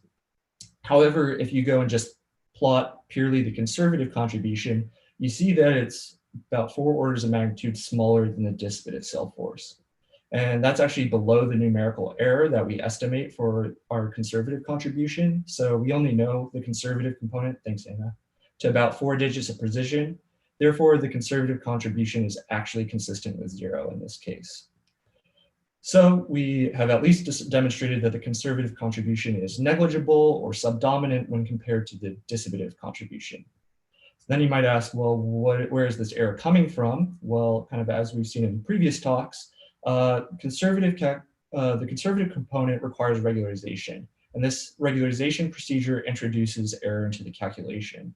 And actually, if you go and calculate Q dot using unregularized cell force data, as I show here, then you'll see that as you sum over modes, if you're using a mode sum regularization procedure, that as you would expect, Q dot begins to diverge, but its variation has the exact same behavior as the variation we saw in the conservative contribution. So I think that actually that potential conservative contribution is just a contribution from the residual singular field, which has not been removed through regularization. And this is consistent with the fact that the contribution is lower than our error estimate, which is calculated through our regularization procedure. So just to summarize, this initial investigation of the cell force during RT resonances with a scalar model produced a couple of key results, namely that the scalar and the gravitational cell force can be calculated the exact same way for resonant and non-resonant sources, at least in the frequency domain. And by testing the integrability conjecture, we found that it still holds in the scalar case, with the conservative contribution being consistent with 0 within the numerical tolerances of our code. And so with that, I'll be happy to take any questions. Okay, thank you, Zach, for a very interesting talk. Straight away, we do have a question from Takahiro. If you want to try out your question there. Yeah. So I think so we should identify the phase-dependent part of the Q dot as an actual resonant contribution. So if you look at that contribution, then the conservative and dissipative parts have almost the same amplitude. I think so. Please go back to the previous slide. Yeah. So you said that so dissipative part has large amplitude, but the average of the dissipative part, it has nothing to do with the resonance, right? Even without resonance, we have the Q dot. Yeah, yeah. And that is the baseline, so the average part, which doesn't depend on the beta theta Q bar 0. And if you look at this oscillatory part, depending on this phase, I think the magnitude is not so different. Are you talking about? Oh, sorry. Yeah. So the figure. So that magnitude of the oscillation is the same order as the conservative contribution. So this is these have different scales. So this is 10 to the 6. Yeah, but the oscillation is so the scale is 10. So difference is 10 to 4. But the oscillation magnitude is just 10 to 10 to minus 4 or something like that. Yeah, yeah. So it is. So the magnitude is the same. The magnitude of what? Sorry, I guess I'm the oscillation magnitude of the oscillation, and this oscillative part is actually the contribution coming from the resonance, right? Yeah, so I mean, you could average over all these initial positions, and that would give you a single, baseline dissipative contribution, which is exactly what we get. But that has nothing to do with the resonance, right? Yeah, and that has nothing to do with the resonance. That's the exact same thing we see in a non-resonant case. Yeah, you just so pick up this. then if you look at the amplitude of the oscillation, the amplitude of oscillation coming from the dissipative part is the same order as this amplitude of the conservative part. I think I understand what you're trying to say. Yeah. I misunderstood. Yeah, so you're saying that if you subtracted the baseline, they would be on a similar magnitude scale. Right. I still think that it is slightly smaller with the conservative contribution. Maybe slightly smaller, but it's not significantly smaller. It's not significantly smaller, but you may say that this is coming from the numerical error. I'm not sure. So the different thing is that we know our dissipative component to several orders of to 10, 12 digits of accuracy. So we know it much better than our conservative contribution. So the numerical error in the dissipative piece falls significantly lower than this oscillation that we're seeing. And so if you claim that the conservative part is actually 0, then you need to have more accurate calculation. Yeah, I agree. I'm just saying that that's why I was saying our claim is that it is at least consistent with 0 in terms of our numerical. Yeah, but that so we gave some the expression for Q dot coming from the conservative part, and but there is no reason that that contribution completely vanishes. We cannot find. Yeah, if we can find some reason, then that's nice. But from that expression, it's quite unlikely to have a miraculous cancellation. I agree that. So if we can find some miraculous cancellation, that means some hidden symmetry or something can be found in the question. So I think we agree, and because of looking at the work you've been doing is why I was interested in seeing if there was we could find a conservative contribution that happened above the error level of our code. And I'm just claiming that within the 4 digits of accuracy that we can get for the conservative piece, it is consistent with this integrability conjecture that Flanagan and Hinder proposed, that the conservative contribution can be ignored when just looking at the leading order motion. Now, I completely agree that to make a more definitive statement that it is exactly 0, we need either to understand better analytical symmetry properties and show that, or numerically we need higher order regularization schemes that just really improve our numerical. I hope to see the more accurate result. Expect. Okay. Thank you. We do have one more question, but we're kind of out of time. But if we can make it quick, Wojciech, do you want to ask Zach your question? Sure. So my question is, does the cell force, so you computed it directly on resonance. Did you try to sample around the resonance to see whether it depends smoothly kind of on the orbital parameters, or whether it's some kind of non-smoothness around the resonance, maybe?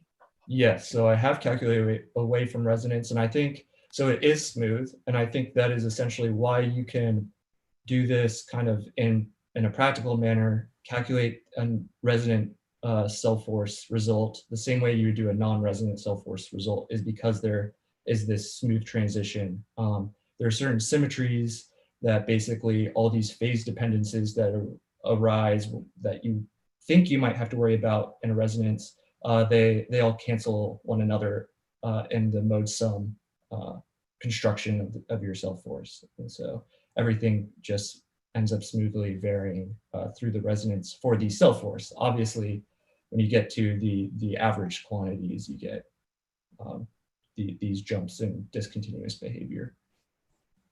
Okay, thank you, Zach. Again, let's thank our speaker. Nice talk and some nice discussion going on there. And hopefully we'll see some more accurate results. Okay, so that ends our morning session. We're running 5 minutes behind, so I don't know what Aaron wants to do about that. I think, but I'll leave it to Aaron to take over now. Thanks to all the speakers for kicking off an excellent start to this conference. Really great talks. Let's stick to the schedule. So at 8:40 Central Time, 15 minutes from now, we'll reconvene for the next set of talks. Please, if you can, stay logged in to Zoom because I have to manually admit anyone who leaves and tries to rejoin the meeting. So see you all in about 15 minutes. Thanks once again.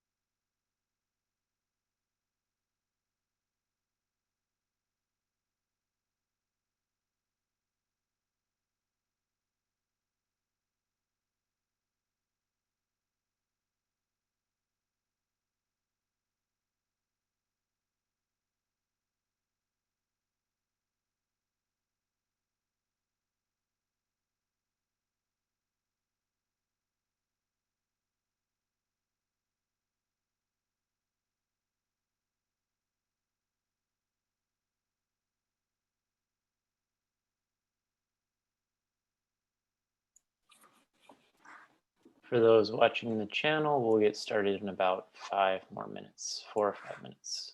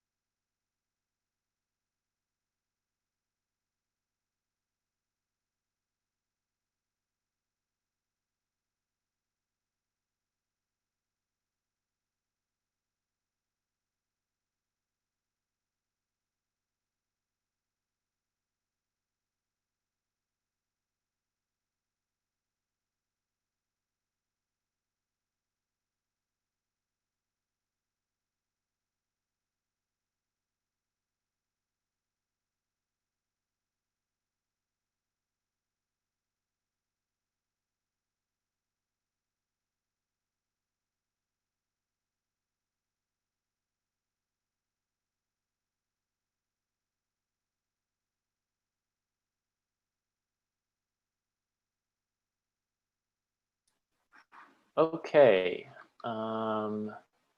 it's now 8:40, so it is now time to get started with the second session of the day. I'm just flashing up the remarks that I had introduced the conference with. Everyone has been doing great in terms of Zoom etiquette, so I don't foresee any problems whatsoever. For those who are presenting, you need to be made a co-host in order to screen. So I've done that for the presenters. Unfortunately, while you're a co-host, you can't really raise your hand. So I then remove co-host permissions as we go along. So I think we'd better get started. let's just see. So first up will be Juan Yang from Guelph and Perimeter. Juan, are you there? Yeah. So I'll Excellent. From my screen, I guess.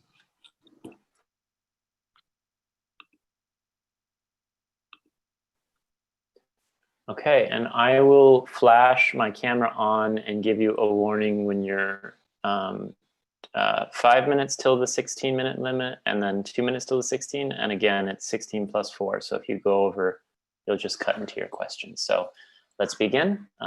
Take it away, Juan. Perfect. Thank you, Aaron.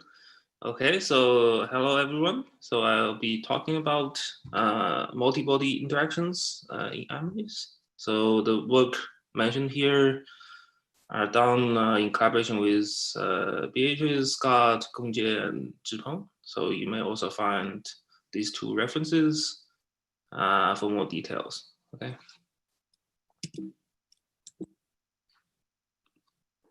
Okay, so so memories are interesting because they can be used to study astrophysics. Okay, so they can be used to infer the growth history of supermassive black holes, and their rate is also related to the stellar distribution near the supermassive galactic center supermassive black holes.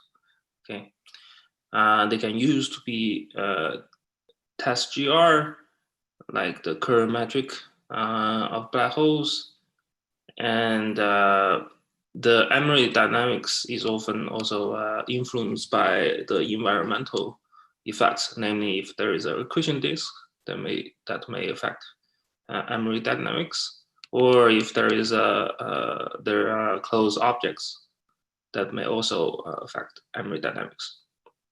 So in this talk, I'll be focusing on discussing the effect of closed objects. Okay, so there is already observational hints for closed stellar objects near supermassive black holes. So some work has indicated that there is roughly 20,000 black holes within the inner parsec of our own galaxy. And observationally, people also discovered there is a density cusp of X-ray binaries near the Sagittarius A star. And theoretically, how do we get these closed stellar mass objects? So one way to get it is through mass segregation. So these work by Imami and Loeb show that mass segregation may be able to drive stellar mass black holes to several AUs away from the central supermassive black hole. Okay, or if there is a accretion disk around the supermassive black hole, then you may imagine that there's a stellar mass black hole embedded in the accretion disk, and the disk migration may drive stellar mass black holes towards a supermassive black hole. And this scenario was proposed actually a few years ago to explain the hierarchical measures in order to produce the stellar mass black hole that with mass higher than the upper mass gap. Okay, so they may also come from multi-body scattering or gravitational wave capture, but these objects are likely to have high eccentricity. Okay, so now let's look at a typical memory evolution.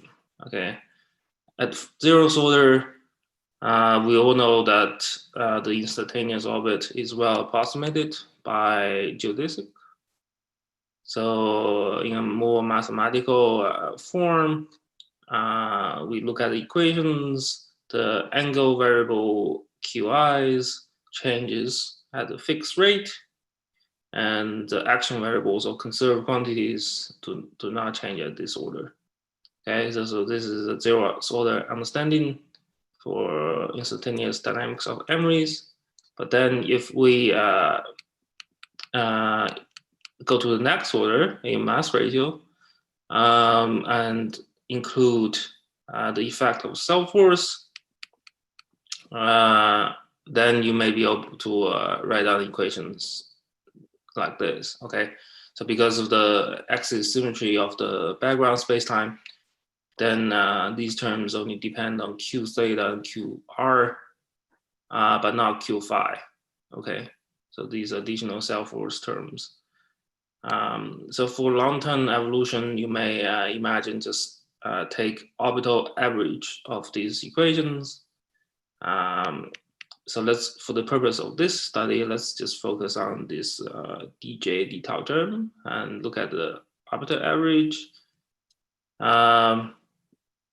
Well, you can just Fourier decompose these self force corrections, and then for the most of the time, taking this orbital average basically is equal to just keeping this 0 term of this Fourier decomposition. Okay, because other terms with non-zero k and m will be just oscillatory, so they're gone if you're taking an orbital average. However, if the rate of change of this argument, right? So if k times omega theta plus n omega r is approximately 0, then the corresponding term is no longer oscillatory. So, and they will contribute to this summation, okay? And in this case, when k omega theta plus n omega r is approximately 0, the orbit in the phase space of Q theta and Q phi are actually closed, okay? Tanya and Aina pointed out that crossing such temporary resonant orbit, the conserved quantities do receive additional kick due to those addition terms I just mentioned in the Fourier series. Okay, they refer this as a transient resonance. Zach just talked about it, so I just try to be brief about this.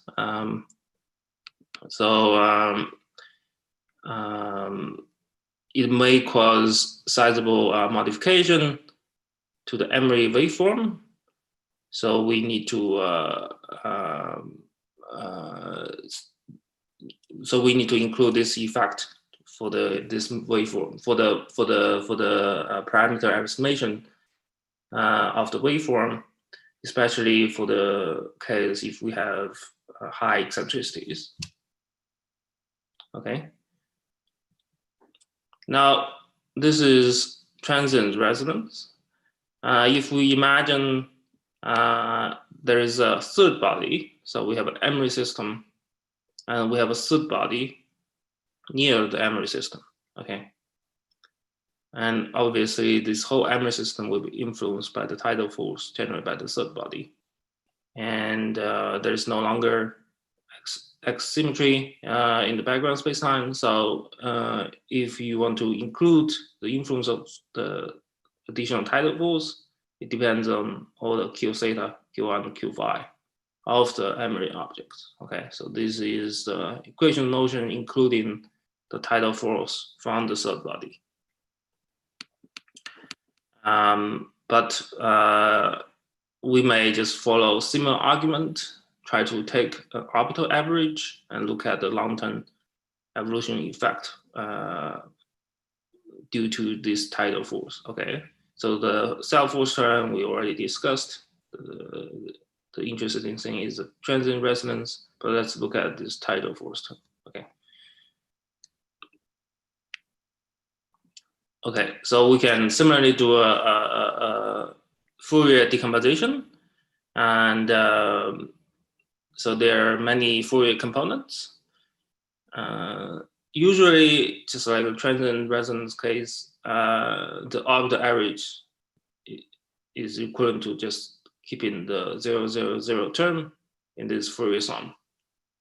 Okay, but this is no longer true if the rate of change of this argument is non-zero. So namely if k omega theta plus n omega r plus m omega phi, if it's not approximately 0, the corresponding term will contribute to this summation, and they may also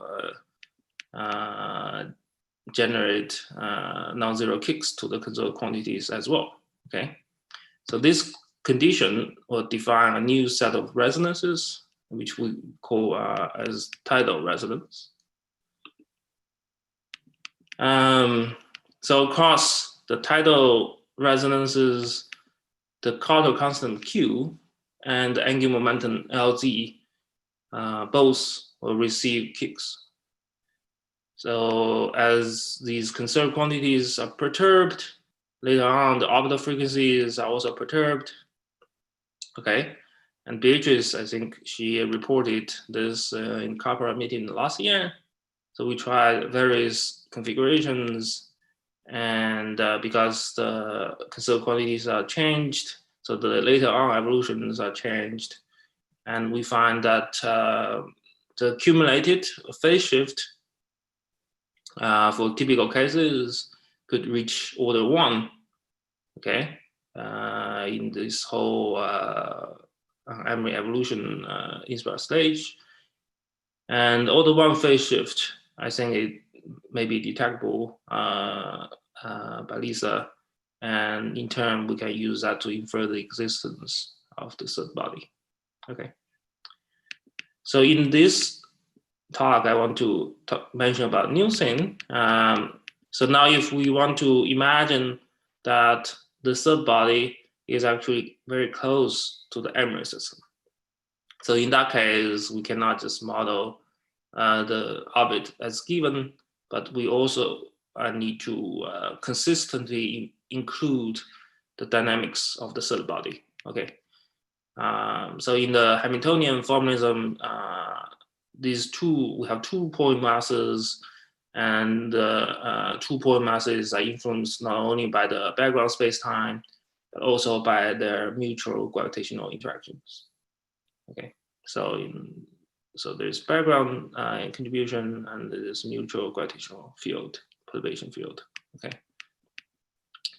Mathematically, of course, if we consider the conserved dynamics, then the green function will need to consider the half advanced and half retarded Green's function.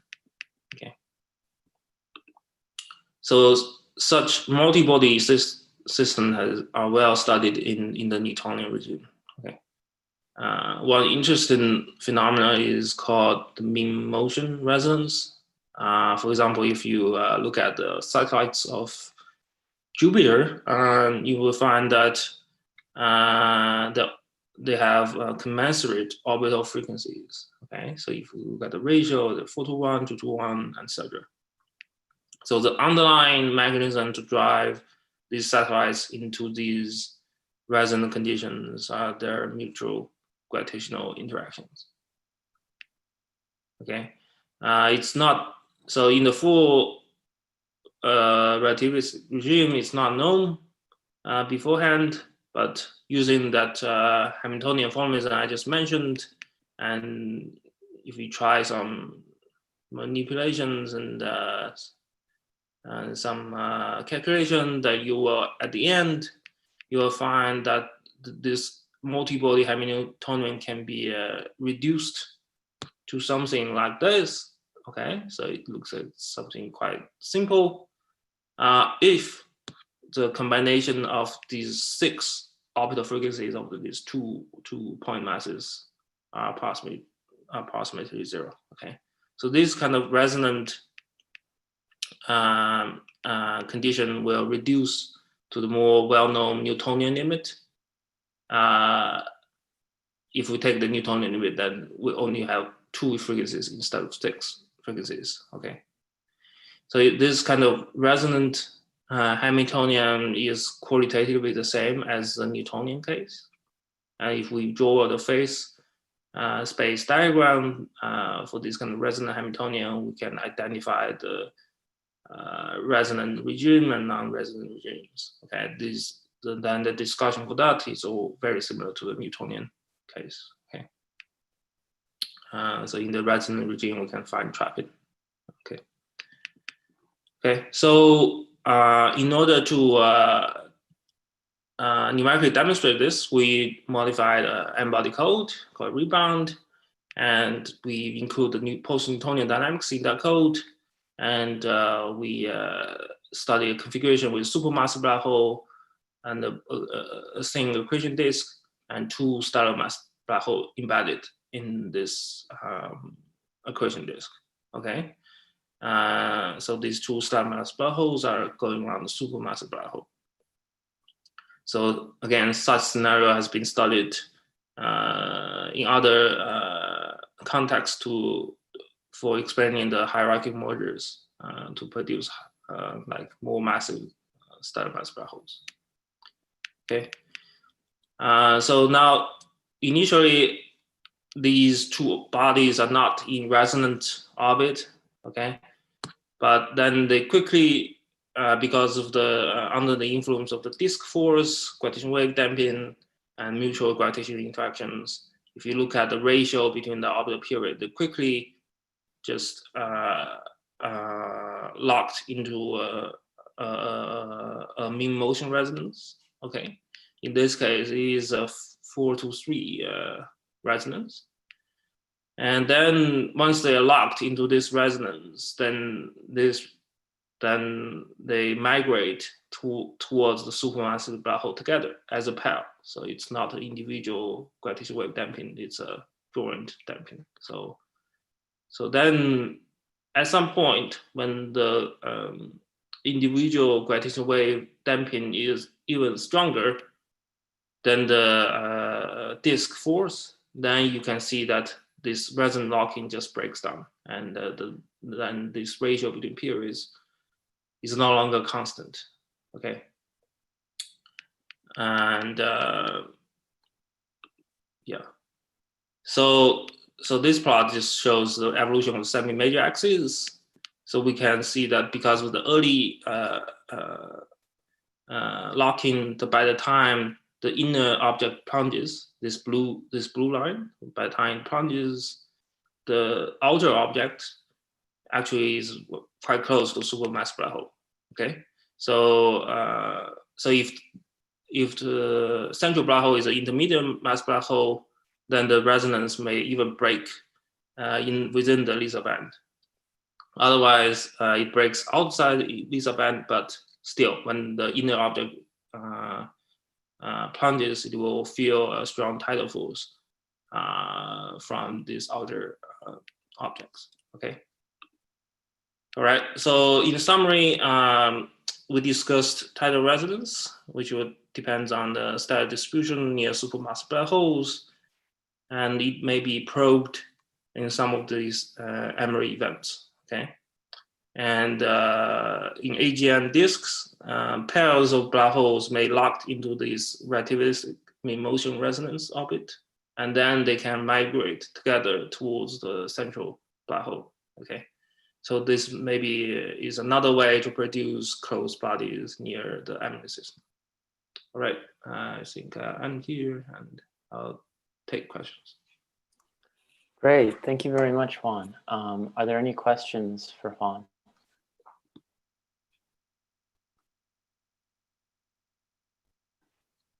Well, I have a question. For the case you were showing in units of AU, but I'm wondering how much the mean motion calculation you did is corrected by relativistic effects. So in terms of the Schwarzschild radius, what kind of regimes of radii were you tracking in these mean motion resonance migrations? Yeah, so we're doing, so if you look at the same major axis, it's about several hundreds of of mass. Yeah. So so for this kind of numerical evolution, we're just taking post-Newtonian equation motion because we can do that. It's not super close to the central black hole. Yeah. Got it. Thank you. Wojciech has a question. Go for it. So my question is, I don't quite understand the fundamental mechanism behind the resonant locking at all. So I don't understand why the disk force would take you to the resonance and keep you there? Why does it stay locked? Can you maybe comment on that? Yeah, so unfortunately I will not have a very simple reason to explain this. So the Hamiltonian I showed you, the phase spacing, that all comes from the conservative piece. Okay, to explain the evolution of the system, you will have to include a dissipative force, like either dissipative disk force or gravitational wave damping. And with this dissipative force, then you will have you will see that parameters of the system, like eccentricity, they evolve with like certain law, following certain law. So this kind of phenomena has been discussed extensively in planetary systems. They include dissipative force and how this conservative system change, or how the system will evolve. Okay, so and they also see that the system can be locked for quite some time. I can discuss with you afterwards if you're interested. Yeah. So, but again, so in planetary systems, this thing has been discussed a lot. Thanks. All right, thanks once again for the really interesting talk. Next up, we have Georgios. Will you stop screen sharing, Juan? And yeah. Yes. Hello to everybody.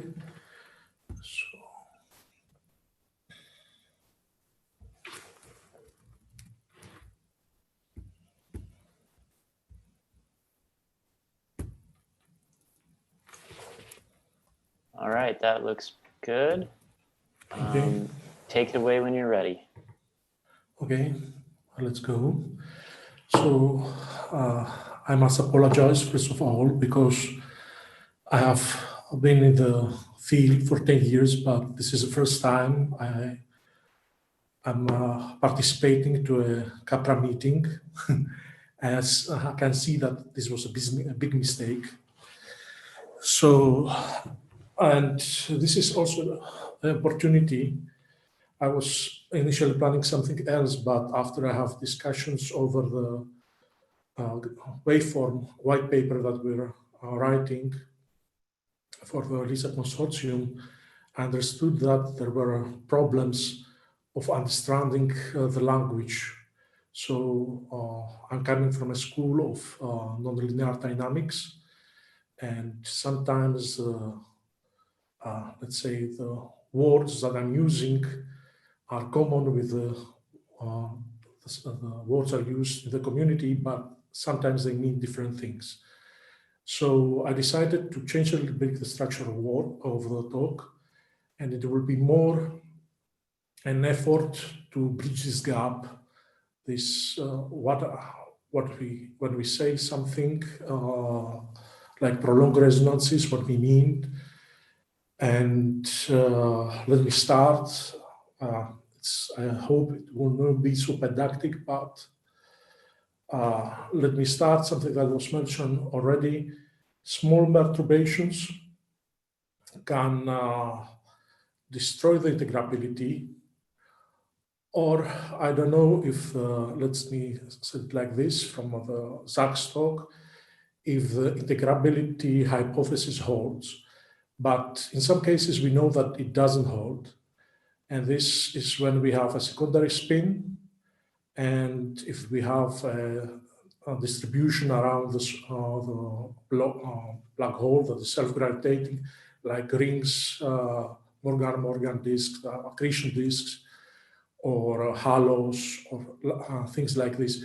Or we go somehow away from the Kerr hypothesis if we assume that we don't know something, the strong gravity, so something is destroying some symmetries, mainly the symmetry that is giving the Carter constant, then again we can have a perturbation that is destroying the integrability and giving some extra effects.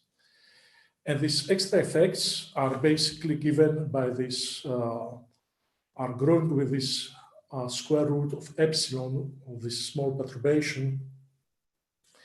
And this, if I can, most of us have a common ground from classical mechanics, so all we know the pendulum. So if you imagine the pendulum, the width of the separatrix as the epsilon grows, even in approximately non-integrable system, it grows like the square of epsilon.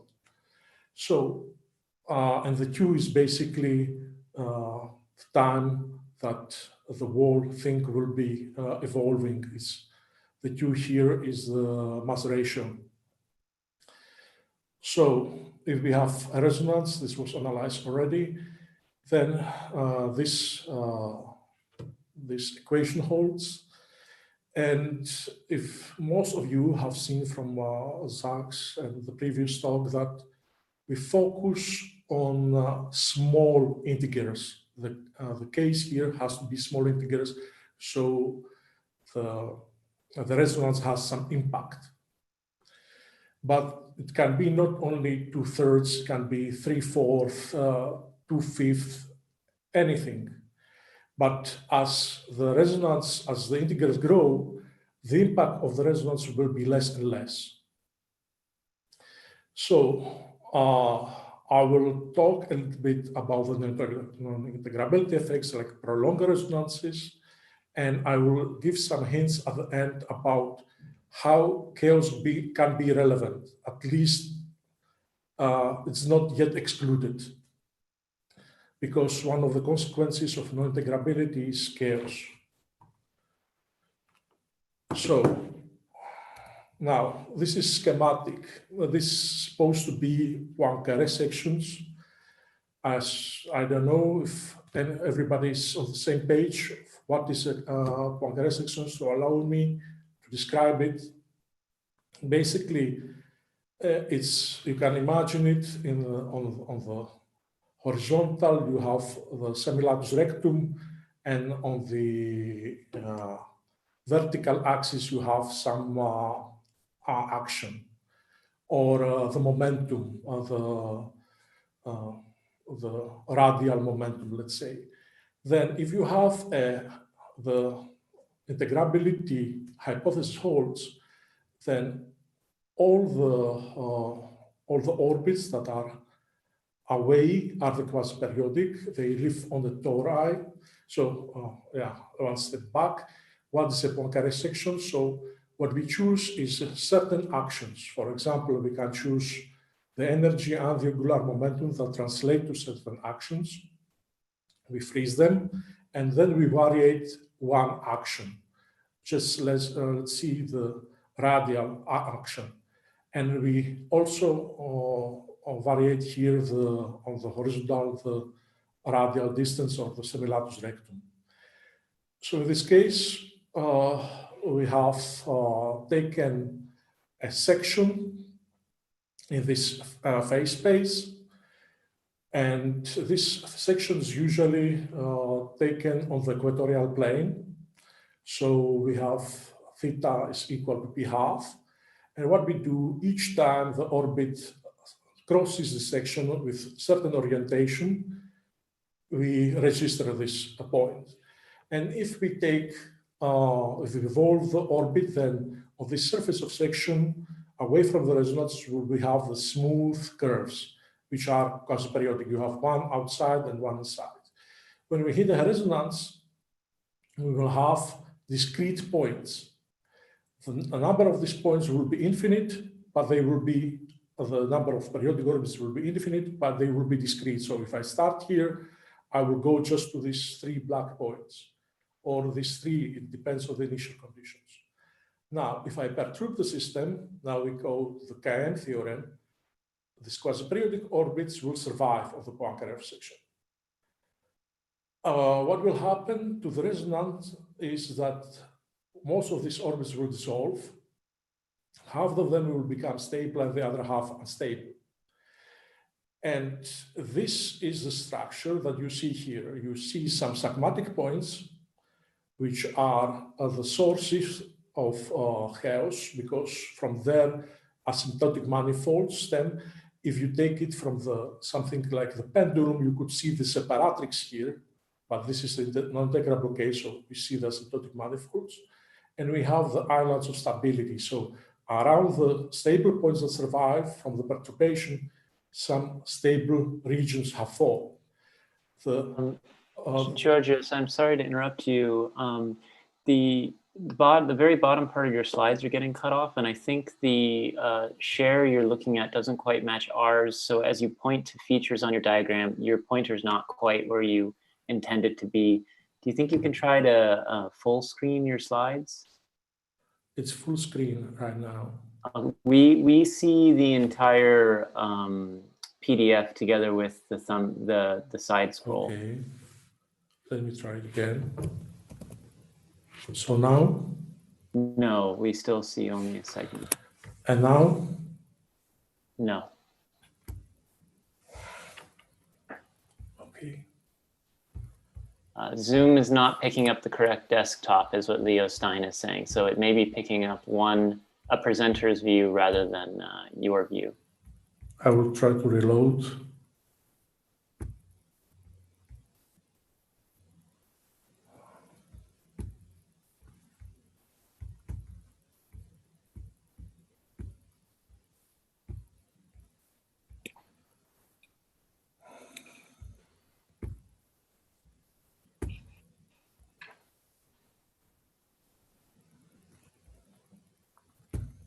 Now? I think, unfortunately, it's still the same situation. We shouldn't spend too much time on this if we can't get this to go. You're losing the slide from below the word figure.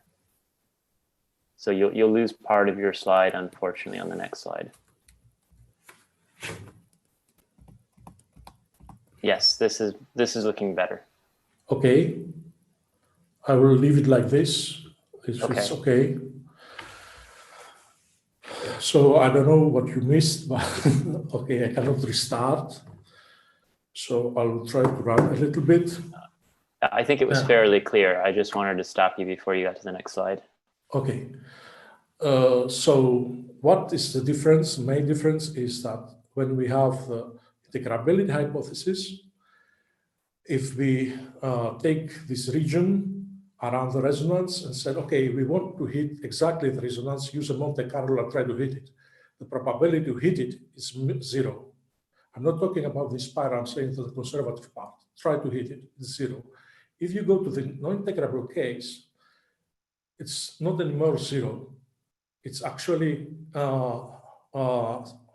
significant since you can choose, you can almost hit everything inside.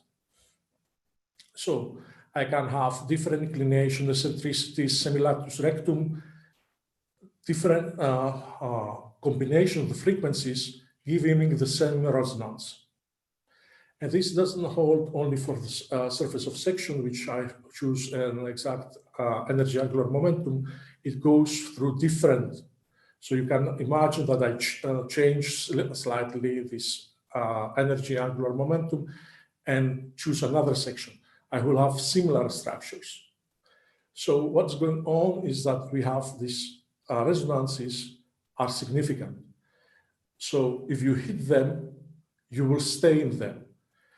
I will try to show it in but the question is how significant they are.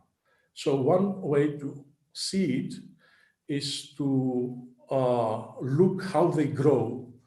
And thus, this is what we did when we use the secondary spin, which breaks integrability, which because it introduces an extra degree of freedom apart from this that you can find in the geodesic.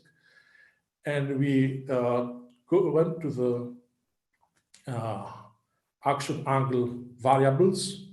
You can see the theta and the action of the R. And here, this red regions show you the resonance. If it will be an integrable case, this will be just a smooth line without a width. And we said, okay, let's see how this grows. And we saw that it grows like the perturbation, the width of this resonance grew with S2 squared. So the perturbation scales with this is the dimensionless spin and spin measure of the secondary, and this grows like S squared. And since S scales like the mass ratio, so my perturbation scales with it's quadratic in the mass ratio. So at the final phase, this will contribute order of 1. Now, from Wojciech's work, which was presented last year, he showed that you can have a good approximation if you forget about the OS square, about these holes only, I stress this, away from the resonances. Near the resonances, we don't know how this will behave. So this is the spin-induced resonances. They are prolonged. And when we say prolonged, what do we mean? It means that if I apply some scheme to include the radiation reaction, and I watch the omega R, omega theta frequencies at the ratio, I will have a smooth curve as approach the resonance. When I hit the resonance, I will get something that is this approximately a plateau, and then when I leave it, I will again go smoothly. The omega R, omega theta will go away smoothly from the resonance. So this prolonged resonance is a special case if you take, for example, a supermassive black hole of the same mass as the Sagittarius A, then this will last almost for a few weeks. But this is a special case, because you can have smaller resonances. And when we change the initial conditions, so we take the different radii and measure the time that the spiral spent in the resonances, you can see how they change. So you can have almost zero stay to something that is almost few weeks. So what happens is this spiral goes inside, is trapped. Here you see this island of stability that I was mentioning, but it's going inside them. It changes frequencies, but the ratio remains the same. And after that, as I spent the time inside, it leaves. So is this only this? This is not the only case for the spin-induced resonance. For example, in the last 2 slides, I have used a perturbed Kerr metric, which is Manko-Novikov. This is a special, I just deformed the quadruple, the internal quadruple of the space-time. So we have spin-induced prolonged resonances, we have quadruple, some deformation of the black hole, and then you can find them even. You can see the resonances here. You can find them even in self-gravitating accretion disk. This is a Morgan from a work of Semarang and Sukova. And I probably don't have any more time, so I will just say that there is a high probability, because if you start with the theory that the trapping of the spiral comes with high centricities, so you have, when it approaches, burst of gravitational waves, so it's trapped. This means that you will be on the verge of this red line, and there the domain is quite chaotic. So you can have increases of escapes and plunges without going to the final phase, which will be circularization, and after circularization, adiabatic.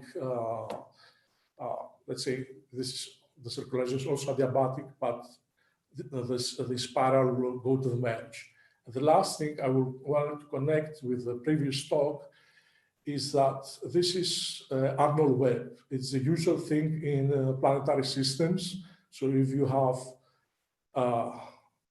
more degrees of 3 degrees of freedom and more, you have actions which are this axis. This is a 3 degrees of freedom system. And you can see different resonances, which are this diagonal line. And the color goes from regular motion, which is the usual, almost integrable motion, to chaotic motion, the red one. And in these cases, you can see that when the resonances cut themselves, this is the resonance overlap, housing strong. And then you can have escapes from one resonance during the chaoticity to another resonance. So this is another implication which can come from the tidal resonances, probably. So with this, I will leave you because I'm out of time, and I will leave just a summary and discussion if you want to ask something. All right, thank you very much. We do have time for a question. Okay, we have a question from Alejandro. Go for it. Thank you, Aaron. Hi, George. Could you please comment on how you compute those frequencies, that omega? So you take like the evolution of R, like the trajectory in R, and then take chunks of time, exactly. Fourier transform that, and find the peaks. Could you please comment on how you... This is what you mean, the omega R, omega yeah, theta. Yes. This is, you take chunks of your time series and do a Fourier transform, okay? And you find the frequencies. And this is why you get also the wigglings, because it's a dissipative system. You have to move because all the frequency changes, and you cannot really get them. Let me say it like this. So if I had a perfect apparatus or method, this should be a complete plateau. It's a straight line. Yeah, so the point is that like you compute the Fourier transform, and then you find like the peak, one of those peaks, Exactly. and then just divide. Okay. And divide the two peaks, the two main harmonics. Yeah. Thank you. All right, thanks again for that great talk. We are going to have to move on, but keep in mind that we do have the Slack channel.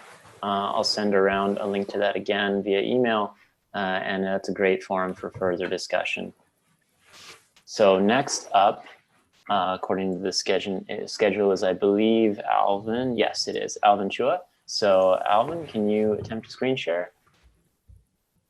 Perfect. Okay, take it away whenever you're ready.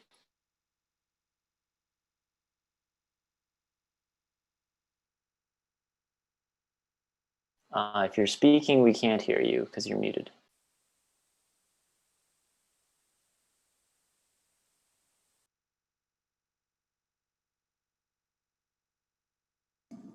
Hi, sorry. Unintuitive interface for Zoom.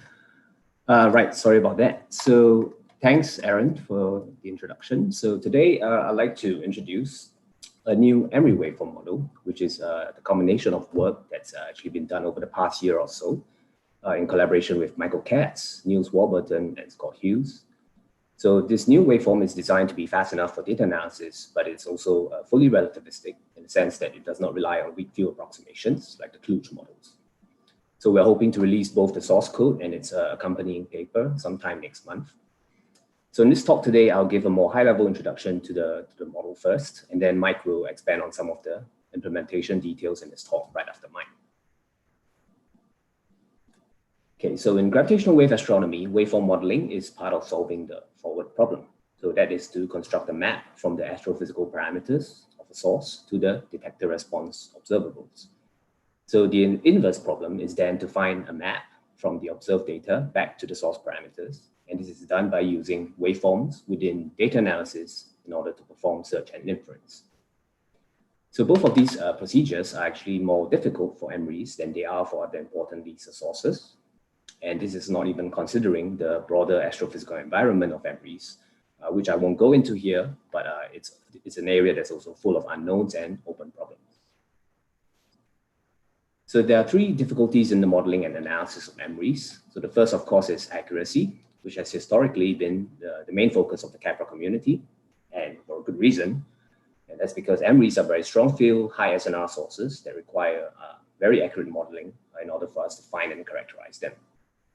So phasing that's accurate to post-1 adiabatic order should be enough for our purposes, but we are not there yet, as we all know. So the second difficulty is efficiency, which is really starting to come into play as LISA moves closer to being a reality. And that's because MRE signals are long-lived with very rich harmonic content. This makes them very costly to model as well as to analyze. And this statement is already valid for just a single waveform, but stochastic algorithms in data analysis, they require bulk generation of at least billions of waveforms. And finally, the third difficulty has to do with extensiveness. So the bare minimum for describing an astrophysically relevant MRE is a generic Kerr model with 14 source parameters. But even this leading order space of orbits already has a massive information volume because the waveforms are highly sensitive to small changes in the parameters. And don't forget also that waveforms are only half the battle. That's because the detector response itself also encodes important extrinsic effects such as sky localization and distance. And in the case of LISA, the response is also non-trivial to model accurately and efficiently. So here's a brief definition of terms, which is updated slightly from my talk last year, which some of you might remember. So I will refer to an MRE waveform model as a model that is accurate in that it is at least fully relativistic, but it is not necessarily efficient, nor is it necessarily extensive. And then I'll call a template model a model that is not necessarily accurate, but it must be both efficient and extensive. So the three MRE closures are the only existing examples of template models so far, but unfortunately, they all rely on some form of weak field approximation, and therefore they're considered inaccurate for the purposes of LISA. So the model we're introducing today is both accurate and efficient, but it is not yet extensive. So a quick question that I'll pose to you all is what should we actually call accurate, efficient, and extensive models? So last year, I actually proposed taking back the term surrogate, but I think it's a bit too loaded now. And that's the reason is because of its strong association with the technique of using reduced order modeling in order to directly approximate expensive waveforms, such as those from numerical relativity. So I'll come back to surrogate modeling a bit later on in the talk. Right, so here I'll briefly sketch out the framework of a waveform model that can be used in LISA data analysis, but only after it's made efficient and extensive. That is to say, we will need runtimes for a single waveform to be under a second or so, and eventually we'll want to add the detector response to this model as well. Now, the description of the waveform is the standard modular one, where it is decomposed into amplitude, phase, and angular dependence, as well as the harmonics of the fundamental frequencies. So the underlying in-spiral orbit is described as a sequence of oscillating geodesics. And as I said earlier, we'll need to model generic Kerr orbits and to account for important post-adiabatic effects such as transient resonances and secondary spin. We'll also need the phasing of the waveform up to post-1 adiabatic order and the mode amplitudes up to adiabatic order. So I'll touch more on this point shortly. But the waveform model on the last side is actually the eventual target. What we do have so far is only for eccentric Schwarzschild orbits, and that's without including any subleading order effects. So the waveform in Schwarzschild naturally loses all the K modes that are associated with the polar frequency, and the in-spiral trajectory G is now described only in terms of the quasi-Keplerian quantities P and E. So we also compute the trajectory up to adiabatic order only, which means that there's no oscillatory piece in the phasing. But apart from all these differences, you can already see that many important elements of the overall framework are already in place. So because of the modular nature of this waveform framework, it can also be used to build an inventory of waveform models that prioritize either speed or accuracy for different data analysis applications. So there are several existing or eventual options, which could be considered for the in-spiral trajectory piece. For the detection of sources, we could use less accurate, but maybe marginally faster trajectories that are based on PN or Tchaikovsky flux calculations. Although it's still not clear whether PN fluxes will end up being practical enough for the analysis of strong field MRIs. And for parameter estimation, we will want more accurate trajectories that are still fast. And these might come directly out of the 2 scale framework. But if they don't, then they'll come from the application of near identity transform techniques to those results. So in the current eccentric Schwarzschild waveform that we have, we use a Tchaikovsky flux-based trajectory. So this is essentially a model that takes as input the initial P and E, as well as the mass ratio, and it returns the oscillating geodesic vectors and the phase vectors up to plunge.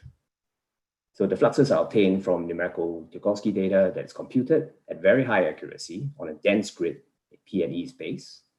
And then a standard ODE solver and an interpolation scheme is used to actually construct the trajectory, also to high accuracy. Now, similarly for the mode amplitudes, we also have different options that could be used in the waveform framework. So this is where I personally think that PN calculations could be more useful in analysis models.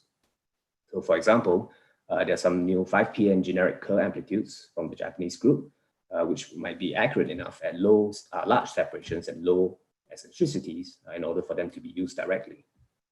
And this would then reduce the complexity of the remaining interpolation or fitting problem for the numerical amplitudes. So interpolation is a more accurate way of computing the amplitudes, but it's also a local procedure which depends on a dense set of data points during runtime. And so in general, it will be more expensive than if one were to pre-compute a less accurate but global fit for the amplitudes. So now, all these amplitude models, they are only accurate up to adiabatic order. So one question might be, is that accurate enough for LISA, especially for parameter estimation? So I don't think the question has been answered formally in the literature, but we can look at it heuristically. So say we have a sinusoidal waveform, let's call it waveform 1 with frequency omega over 1,000 cycles. And then let's consider another waveform 2 with a fractional difference of 10 to the minus 4 in the frequency. And this causes it to be less than 1 radian out of phase after 1,000 cycles. And then let's look at waveform 3, which has a fractional difference of 10 to the minus 1 in the amplitude. And this is manifested as some higher frequency oscillations. You can see in the plot here. So the question is, which waveform has a better overlap with waveform 1? And the answer is, may not be surprising, it's not even close. The waveform with 10% amplitude error is still a better match than the one with 0.01% frequency error. And so therefore, accurate phasing is much more important for data analysis. And yes, adiabatic amplitudes are probably okay. Right, so that doesn't mean, however, that amplitudes are not important, especially because the relative amplitudes among the modes, they also affect phasing as well. And the problem here then is that the interpolation or the fitting of amplitudes is very computationally challenging. So for our eccentric Schwarzschild waveform, we consider modes up to L equals 10 and N up to 30. And if the modes are vectorized, they then live in a 3843 three-dimensional complex vector space, which is of course isomorphic to R7686. So that's a pretty big number and a pretty big problem. But an even bigger problem actually turns out to be that for a Kerr waveform, we will need the amplitudes to be interpolated, thanks Aaron, over a 3 or 4 dimensional geodesic space, including basically the inclination and the primary spin. And as we know, interpolation rapidly becomes difficult for more than 2 dimensions. And finally, all of this is just for a single oscillating geodesic, and we will need many such evaluations of the interpolant or the fit along the in-spiral trajectory. So with all those problems, it sounds like the best tool for the job might actually be a global fit that scales pretty well with dimensionality, but it doesn't need to be super accurate. So as it turns out, that is the exact description of a neural network. Well, not really, but it sort of is to me anyway. So in our current model, we use a variant of the technique known as Roman. So this is a combination of reduced order modeling and deep learning for gravitational wave modeling and inference. And as originally proposed, Roman was, it can be used to fit a given waveform model in the same way as a ROM surrogate. And it is an alternative to the combined framework of both surrogates as well as reduced order quadratures. But in this model, we are using Roman to fit the set of mode amplitudes instead. So what we do is we construct a reduced basis for the modes using the same data set that was used in the trajectory model. And then every amplitude in the span of that data set can then be represented by its basis coefficients alpha. So if we then build a map to alpha instead, this reduces the effective dimensionality of the mode space by around a factor of 40. So a neural network is then trained on the reduced map alpha, and we test it on some domain visualized here in this plot. So it roughly corresponds to the space of eccentric Schwarzschild MRIs that are going to be observable by LISA. And the error of the network amplitudes with respect to the numerical amplitudes is quantified by what we call the mode distribution error, which is just basically 1 minus the cosine of the inner product angle. And the distribution error, it best captures the error in the relative amplitudes. And that's what we really care about the most. And in this plot here, it's represented by this color bar. So you can see that the neural network does less well close to the LSO and also at high eccentricity. But the maximal error across the full test domain is still pretty small at around 10 to the minus 4. And that's actually for this point right here, right up at the separatrix and at high eccentricity. So one question you might have is, if we're using reduced order modeling, why don't we apply it directly to the full waveform representation? So there's been an early investigation in this direction by the UMass Dartmouth group. So I think it's a nice bridge between numerical relativity and perturbation theory, although I would say actually it's more relevant to the IMRI regime. Unfortunately, I'm of the opinion that surrogates are very unlikely to be useful for MRIs. And the reason is because MRI signals have a large number of cycles, which means you would need a huge reduced basis just to cover more than a tiny patch of parameter space.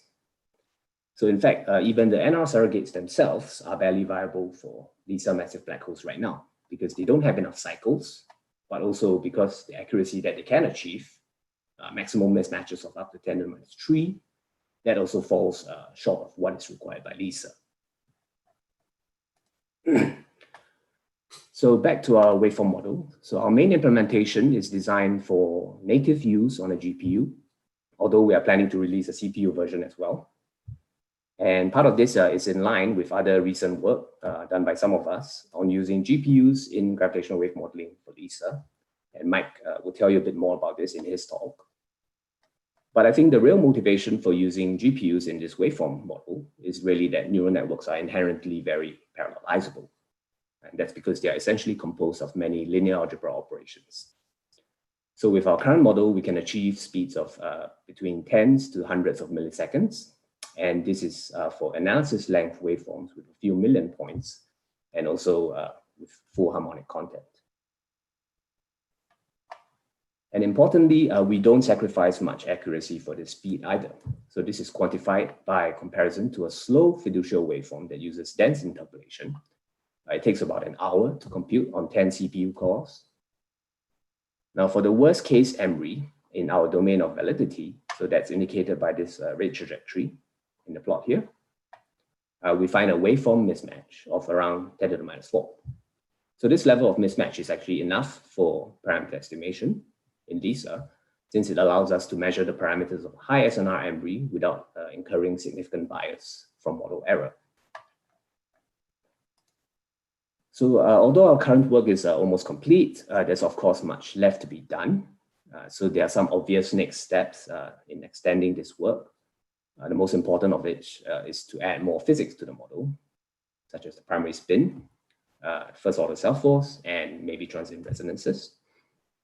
And then we can also investigate alternative waveform representations in the frequency domain or the time frequency domain. And this is to better interface with detector response models as well as data analysis algorithms. Right, so in summary, Emery waveforms for LISA data analysis, they must be accurate, efficient, and extensive. So in my talk, I've introduced the first fast and fully relativistic model for eccentric short-wave orbits. And I think our waveform framework is designed to scale well to the full Emery analysis problem as well. Thank you. All right, thank you very much, Alvin. We have time for questions. I imagine that some questions may also apply to Mike's talk. So any questions for Alvin about this model?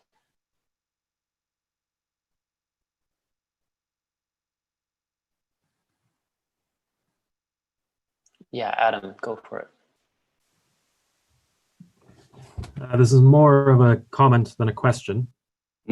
But early on, you mentioned how you'd want to do this for the knitted output of a 2 timescale calculation. You can't actually do the 2 timescale calculation without doing the knit inside it. Yeah, so I think we've discussed this before, and I've also discussed this with Niels several times. But yeah, so I think it depends on really what the output of the 2 timescale framework is going to be, and whether it's actually going to be fast enough to be used directly. It will directly be phases and amplitudes. But will it be fast? It will be smooth. I mean, it will be exactly what you have in the knit already. You can't solve the second order field equations without pre-knitting your first order. Okay. Yeah, we can discuss this more in detail. I'll mention it in my talk tomorrow. Yep, sure. Thanks. Great. We have time for perhaps another quick question. Any other questions? If not, I'll ask a question. So as you look ahead towards incorporating both improved trajectories and more accurate phase information and higher orders and so forth, does anything in your scheme scale? Aside from obviously extending the parameter space to include, for example, precessing as well as eccentric orbits, will improving the underlying models cause your scheme to become more expensive, or does this scale to that sort of set of improvements? Yeah, so I think that's a fair question to ask. And I think the natural answer is that yes, it's unrealistic to really expect any model to not scale.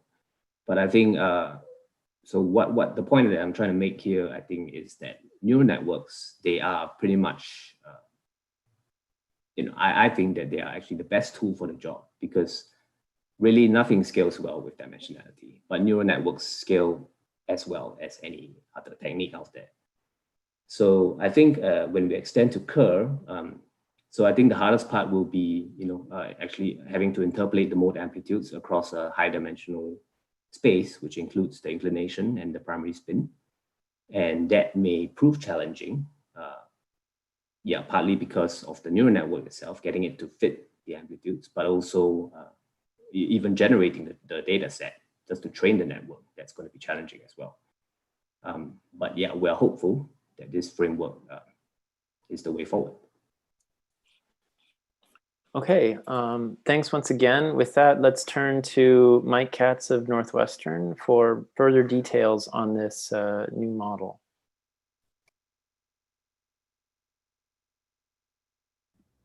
All right.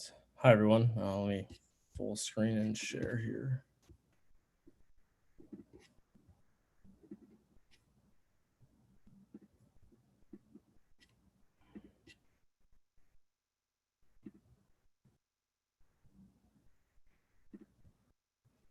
Okay.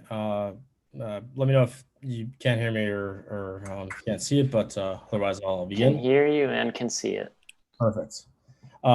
So just to quickly introduce myself, once again, my name is Michael Katz. I actually just finished my PhD up at Northwestern University a few months ago. And I did want to mention I will be starting a postdoc at the AEI in Potsdam sometime in the fall, effectively as fast as I can get there, given the current global situation. So today I'm going to be talking about GPU accelerated techniques for generating fast Emery waveforms.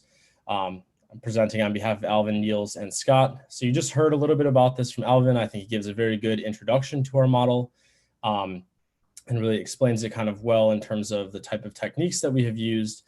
I'm going to go more into details about our implementation, what we're actually doing when we're running these fast waveforms from start to finish, and also kind of just talking about the ways in which we've built this model to be modular. I'll also go into some of the initial metrics that we're seeing. Alvin kind of mentioned them briefly, but I'll kind of show a few plots related to the metrics.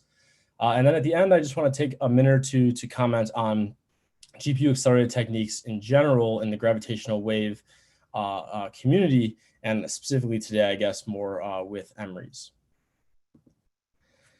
So here I'm showing a schematic diagram of our fast Emery waveform model. I will get into kind of the specifics of each of these pieces over the next few slides, but what I want to stress here is that one of the large goals, one of the most important goals of our creating this waveform is that it is a very modular and flexible framework. So you can kind of imagine each of these boxes that you see here as a separate module that is implemented separately from the overall scheme, and then they're combined together to make a waveform. So obviously there are some pre-processing steps such as gravitational self-force calculations, Tucholsky amplitudes, things like that, things like we heard from Philip earlier in relation to the NIT and whatnot. And I'll get into that in more detail in a second, but what I want to be clear is that each of these modules are effectively a standalone piece and something that we can update and improve on over time. So the goal here is to make advances in Emery theory easily added to this Emery waveform framework. Over time, as we advance into more calculation of the self-force, what we could do is build trajectories around that and drop them right into this fast trajectories box or this fast trajectories module to keep it efficient and effectively keep the same exact inputs and outputs that are going to be used by the data analysts. And this also gives users lots of options for particular situations. But a few things that I want to stress is that for each of these modules, there will be a CPU and a GPU implementation. The GPU implementation will be there where it's applicable.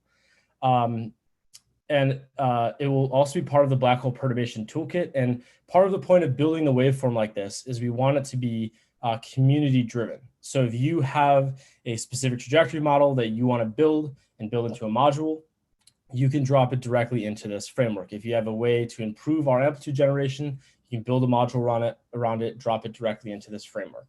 And I'll additionally add that each of these pieces can be used separately. You don't have to use it as a full waveform. So if you want to look at Tucholsky modes, you can use our amplitude generator. If you want to look at fast trajectories, you can look at that module.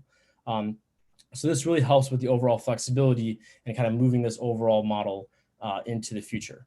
All of it is going to be wrapped into Python. So every single piece of this will be accessible to users through Python, both from the GPU and CPU sides.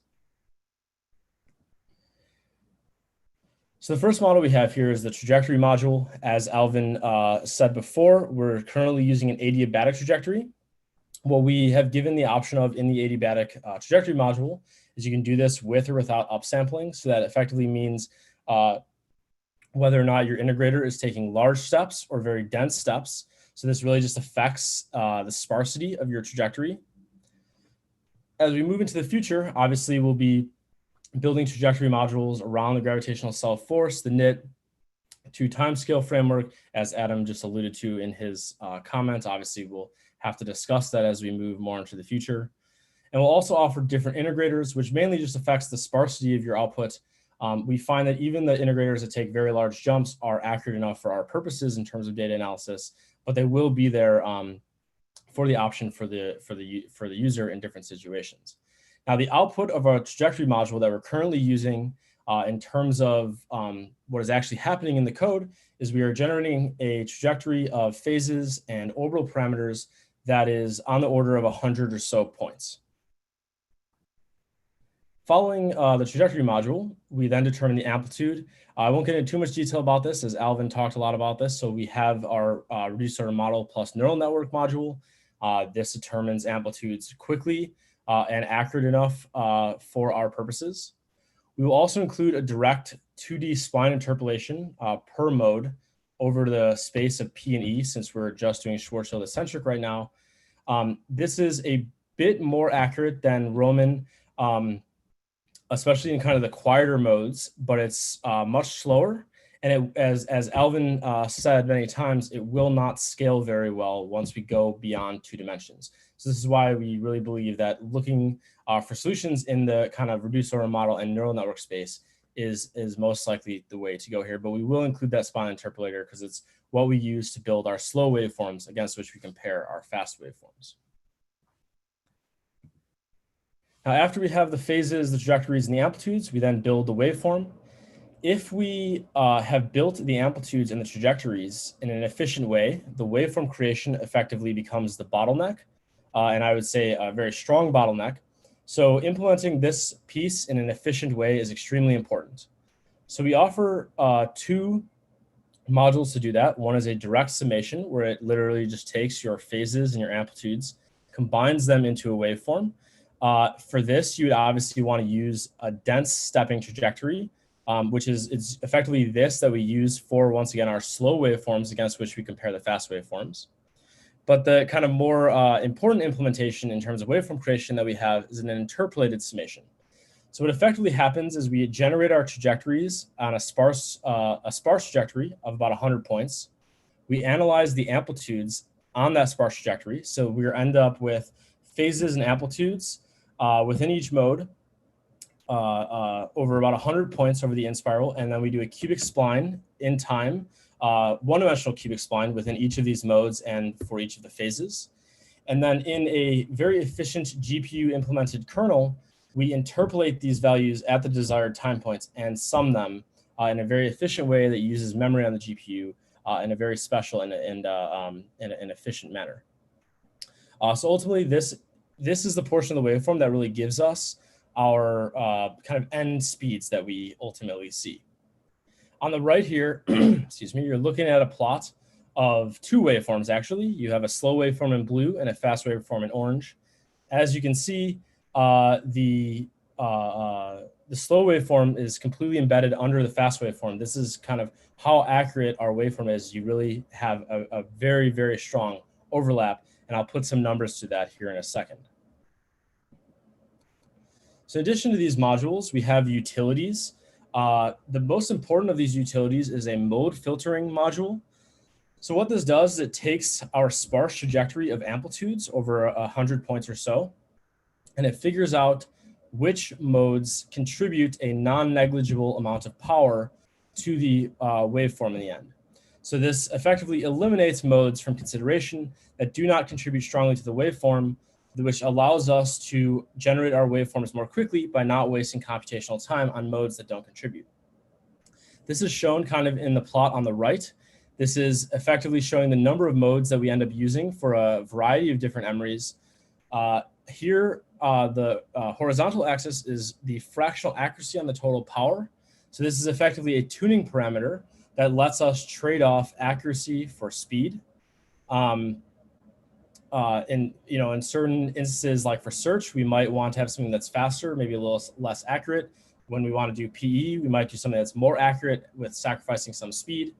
Ultimately, we see very good mismatch numbers at about 10 to the minus 5 in the fractional accuracy. So that's why I've highlighted this with a dashed line. Ultimately, you can see that when we do this mode filtering, we end up with 1,000 modes, even down to somewhere around 100 modes or so, which ultimately lets us run our waveform in the most efficient way possible. We also, in these utilities, have spin-weighted spherical harmonics for obvious reasons for the angular dependence. And we will also include an overlap calculation that will just be kind of a simplified, streamlined way.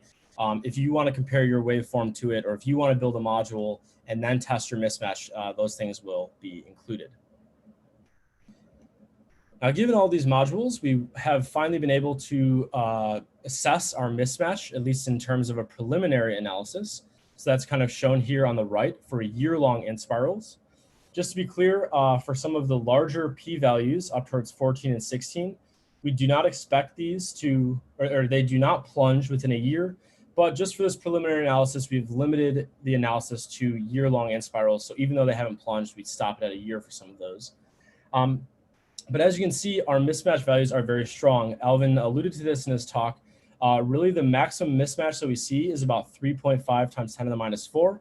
Everything else is under that. Some even reach below 10 to the minus 4.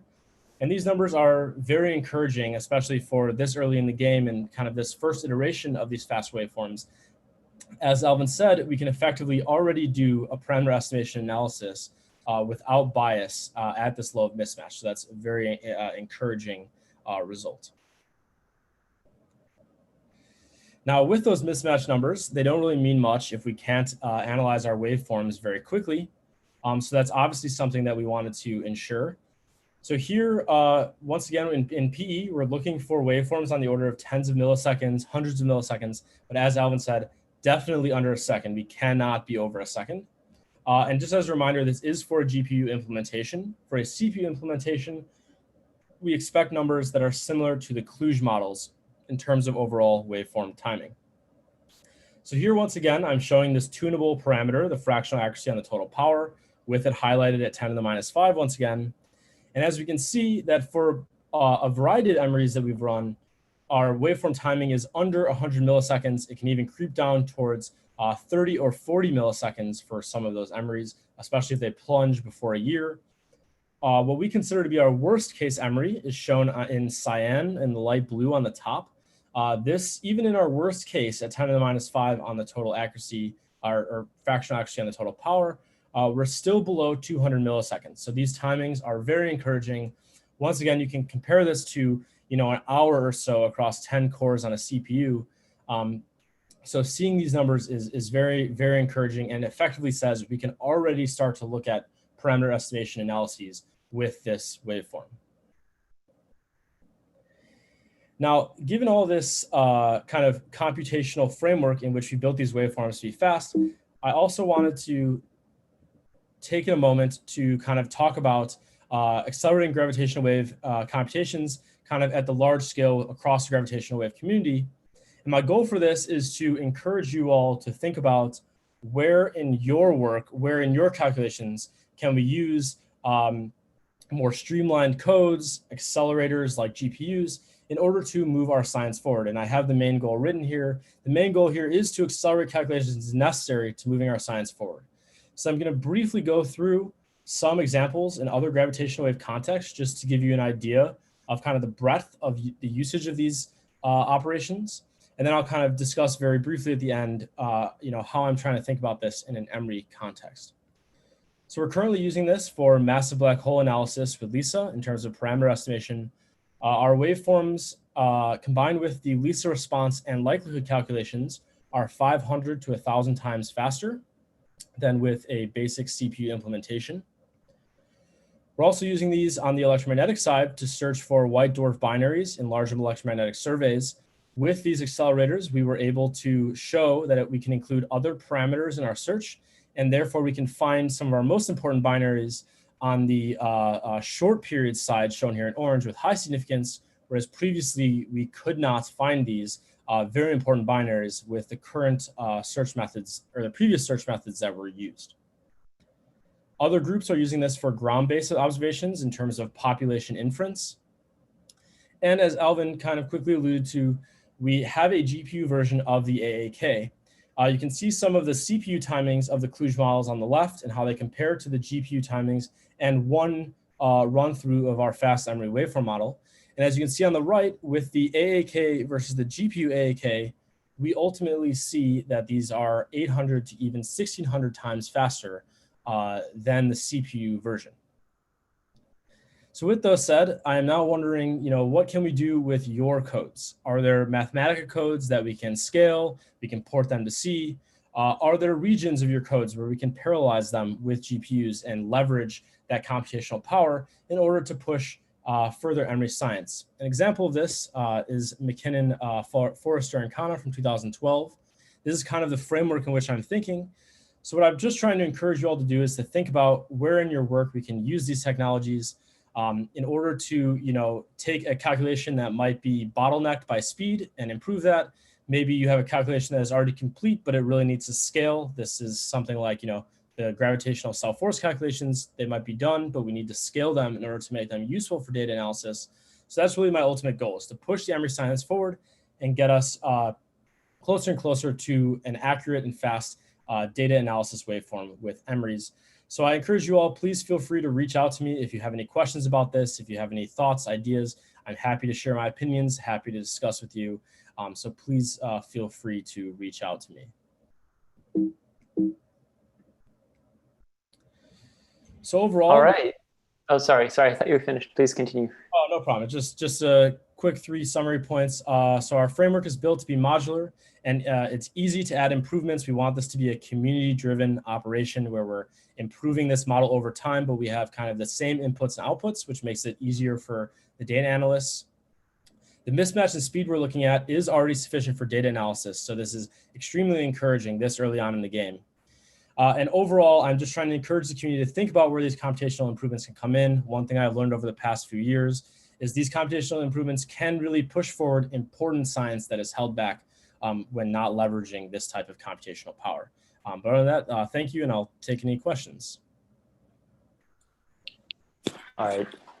Thank you for real this time, Mike. That was really great. There's already a question in the chat. Are GPU computations done in FP32 or FP64? So these are done in FP64 in double precision. That for anyone who's kind of familiar with this, that requires the use of higher end GPUs. Some of the lower end GPUs that are more used in the graphics sense generally limit you to just float precision, FP32. But these calculations are all done with FP64, and we can, as you can see, they're accurate enough to waveforms that are not calculated with the GPU. Okay, that looks like that answered the question. So, other questions for Mike?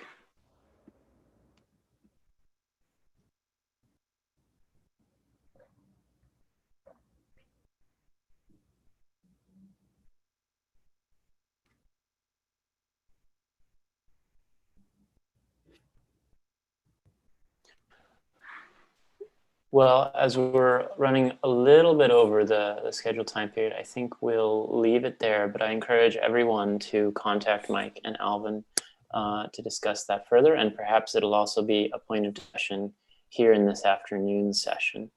So thank you very much, Mike. Before we get going, next up is going to be approximately 1 hour break. We'll be back at the hour for a discussion session led by Niels Warburton. That will begin with an overview presentation from Niels and then break up into individual discussions, and Niels will discuss all of that more in a little bit. I will recirculate the Slack invite link to the registered participants. That's a good platform for discussing and organizing some of these discussion sessions as we go forward in the conference.